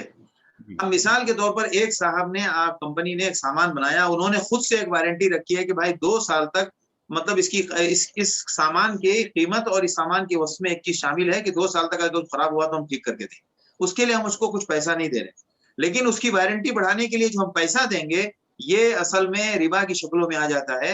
ایکسٹینڈڈ وارنٹی نہیں لینا چاہیے، کیوں کہ وہ سب یعنی گارنٹی اور مستقبل کے حادثات کے مقابلے کسی معاوضے کے ساتھ اس کو جوڑا نہیں جا سکتا۔ جزاک اللہ خیر۔ فیک سبھی صاحب سوال کریں، فیک سبھی صاحب سوال کریں، فیک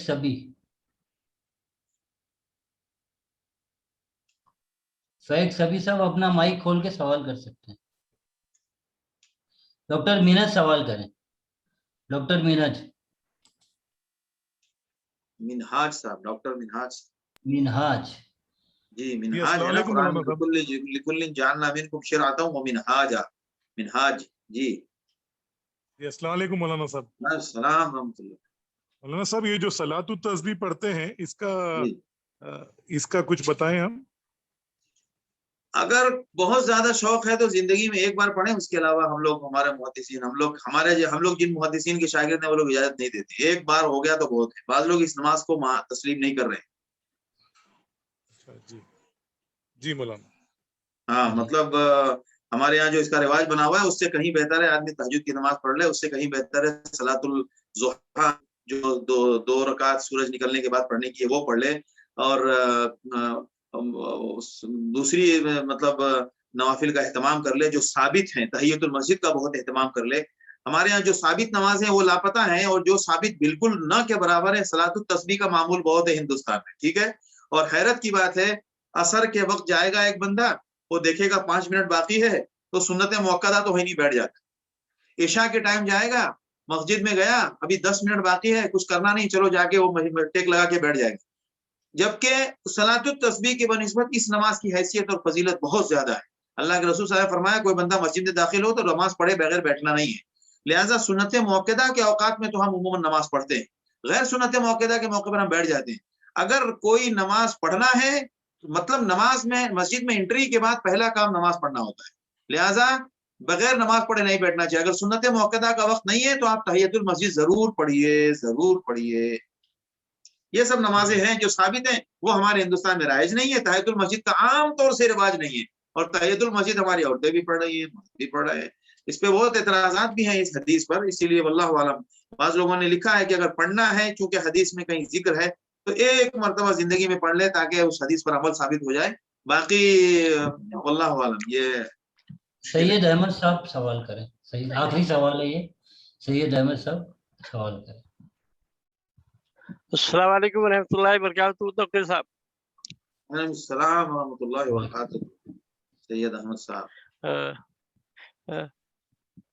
جناب والا ایک سوال جو ذہن میں آ رہا تھا کہ یہ جو کووڈ کی ویکسین ہے جو ہے، اس سے جو ہے قوم بھی جو ہے وہ سارے لوگ جو ہے ڈبل مائنڈیڈ ہو رہے ہیں، تو کیا اس میں کوئی شرعی جو قباحت ہے یا شرعی اس کا جو نقطہ نظریہ کیا ہے؟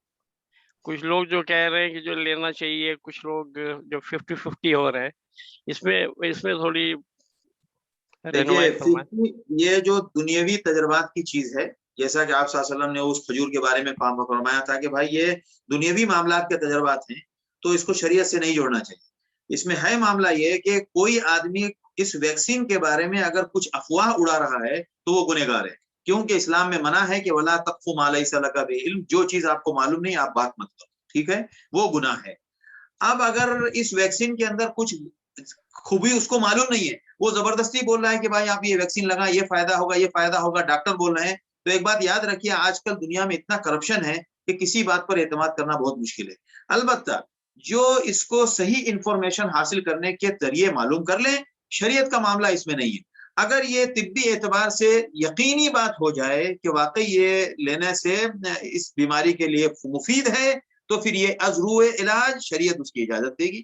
اور نہ تو اس کی تبلیغ کرنے کا کسی کو حق ہے، نہ اس کو منع کرنے کا. کیوں کہ دیکھیے، آپ لوگ سب جان رہے ہیں دنیا اس وقت اتنی کرپٹ ہے کہ نہ کسی کمپنی کے بولے ہوئے بات پر ہم اعتماد کر سکتے ہیں، اور نہ کوئی اس کے اینٹی لوگوں کی بات پر ہم اعتماد کر سکتے ہیں. حقیقت اللہ جانتا ہے. ہم تو بس اللہ سے یہ دعا کرتے ہیں یا اللہ حفاظت فرما، کنفیوژن کا معاملہ ہے اور دونوں طرف کی رپورٹیں اتنی زیادہ ہیں کہ واللہ عالم. بس اللہ سے دعا کریں اور اللہ سے یہ دعا کریں کہ اللہ بس تو اس سلسلے میں ہماری صحیح رہنمائی فرما. پھر اس کا فائدہ کیا ہوگا کہ از خود اس کے لیے کوئی نہ کوئی ماحول بن جائے گا. مولانا یہ آخری سوال میری طرف سے یہ ہے کہ کیا ہمیشہ آخری ایک اور سوال فطر ہونی چاہیے؟ جی احمد صاحب کل پوچھ سکتے ہیں آپ سوال. مولانا یہ سوال ہے کہ کیا آخری نماز وطر ہی ہونی چاہیے ہمیشہ؟ جی، اس کا بھرپور اہتمام کرنا چاہیے. حدیث میں اللہ کے رسول صلی اللہ علیہ وسلم نے بہت سختی سے فرمایا، اور آپ صلی اللہ علیہ وسلم کا اپنا عمل بھی یہی تھا. آپ صلی اللہ علیہ وسلم کی ہمیشہ رات کی آخری نماز وطر ہوتی تھی. لہٰذا آپ صلی اللہ علیہ وسلم کبھی بھی رات کو عشاء کی نماز سے وطر نہیں پڑھتے. عشاء کے بعد 2 رکعت سنت پڑھتے تھے بس. اس کے بعد آپ صلی اللہ علیہ وسلم رات کو اٹھ کے تہجد پڑھتے تھے جو کافی طویل ہوتی تھی، اور آپ اس کو ختم کرتے تھے وطر کی نماز پر. جو وطر کے بارے میں اختلاف ہے، 1 رکعت، 3 رکعت، 5 رکعت، 7 رکعت، واللہ عالم. لہٰذا وطر کے اوپر آخری نماز ہونی چاہیے. اب جس بندے کو شک ہے کہ وہ رات کو صبح اٹھ نہیں پائے گا تو پھر وہ وطر پڑھ کے سوئے. اب جیسے آج کل رمضان کا معاملہ ہے، لیٹ ہو جاتا ہے، کھاتے پیتے بہت دیر ہو جا رہی ہے. اب وہ جناب نماز پڑھا، اس نے وطر نہیں پڑھی، وطر تراویح کے ساتھ، تو اور کیا نام سحری میں اٹھے گا. سحری میں اٹھنے کے پاس اگر اس کے پاس کوئی سنت پڑھنے کا وقت نہیں رہا تو کم سے کم وطر ضرور پڑھے. جزاک اللہ خیر. اور جس کو یہ بھی ڈاؤٹ ہو کہ میں پتہ نہیں گڑبڑ ہو جاؤں گا تو پھر وطر پڑھ کے سوئے. لیکن جن کو معلوم ہے کہ میں سحری کے وقت تہجد پڑھ لوں گا تو پھر وہ وطر اسی ٹائم پڑھے، پھر وطر ابھی نہ پڑھے. وطر پڑھ کے سو جاتا ہے اور پھر تہجد کے لیے اٹھتا ہے، وہ کیا کرے؟ ہاں، اب یہاں پر ہمارے کچھ مولوی حضرات کہتے ہیں کہ اس کے لیے اجازت ہی نہیں ہے پڑھنے کی. لیکن ہمارے یہاں دوسرا مسئلہ بھی موجود ہے کہ اللہ کے رسول صلی اللہ علیہ وسلم نے وطر کے بعد 2 رکعت نماز ایک بار پڑھی تھی. تو بعض علماء نے اس کی شرح میں لکھا ہے کہ یہ اسی لیے تھا کہ پڑھنا جائز ہے، لہذا طریقہ افضل یہ ہے کہ وطر کو لاسٹ بناؤ. اگر کبھی ایسا ہوا کہ آپ سو گئے وطر پڑھ کے، اتفاق سے صبح کا ٹائم تہجد کے اٹھ گئے اور آپ کے پاس موقع ہے، دل بھی چاہ رہا ہے تہجد پڑھنے کا، تو پڑھ لینے میں حرج نہیں ہے، جائز ہے، تہجد پڑھ سکتا ہے. لیکن اصل مزے والی تہجد وہ ہے ثواب جو اس کے بعد وطر ہو، وطر سے پہلے. اگر کوئی اٹھ گیا تو پڑھ لے، حرام نہیں ہے. یہ نہیں کہہ سکتے، اس کو حرام کہنا مشکل ہے. नमाज पढ़ने की इजाजत है, पढ़ सकता है। जज़ाकल्लाह खैर मौलाना। सामीन कराम, बहुत शुक्रिया आप सब लोग हमारे साथ जुड़े। कल इंशाअल्लाह 9:15 बजे अगली नशिस्त के साथ आपके साथ मुलाकात होगी और इसी तरह आपको सवाल करने का मौका भी दिया जाएगा। सुभानअल्लाह व बिहम्दिही, सुभानकल्लाह व बिहम्दिक, अशहदु अल्ला इलाहा इल्ला अंता अस्तगफिरुका व अतूबु इलैक।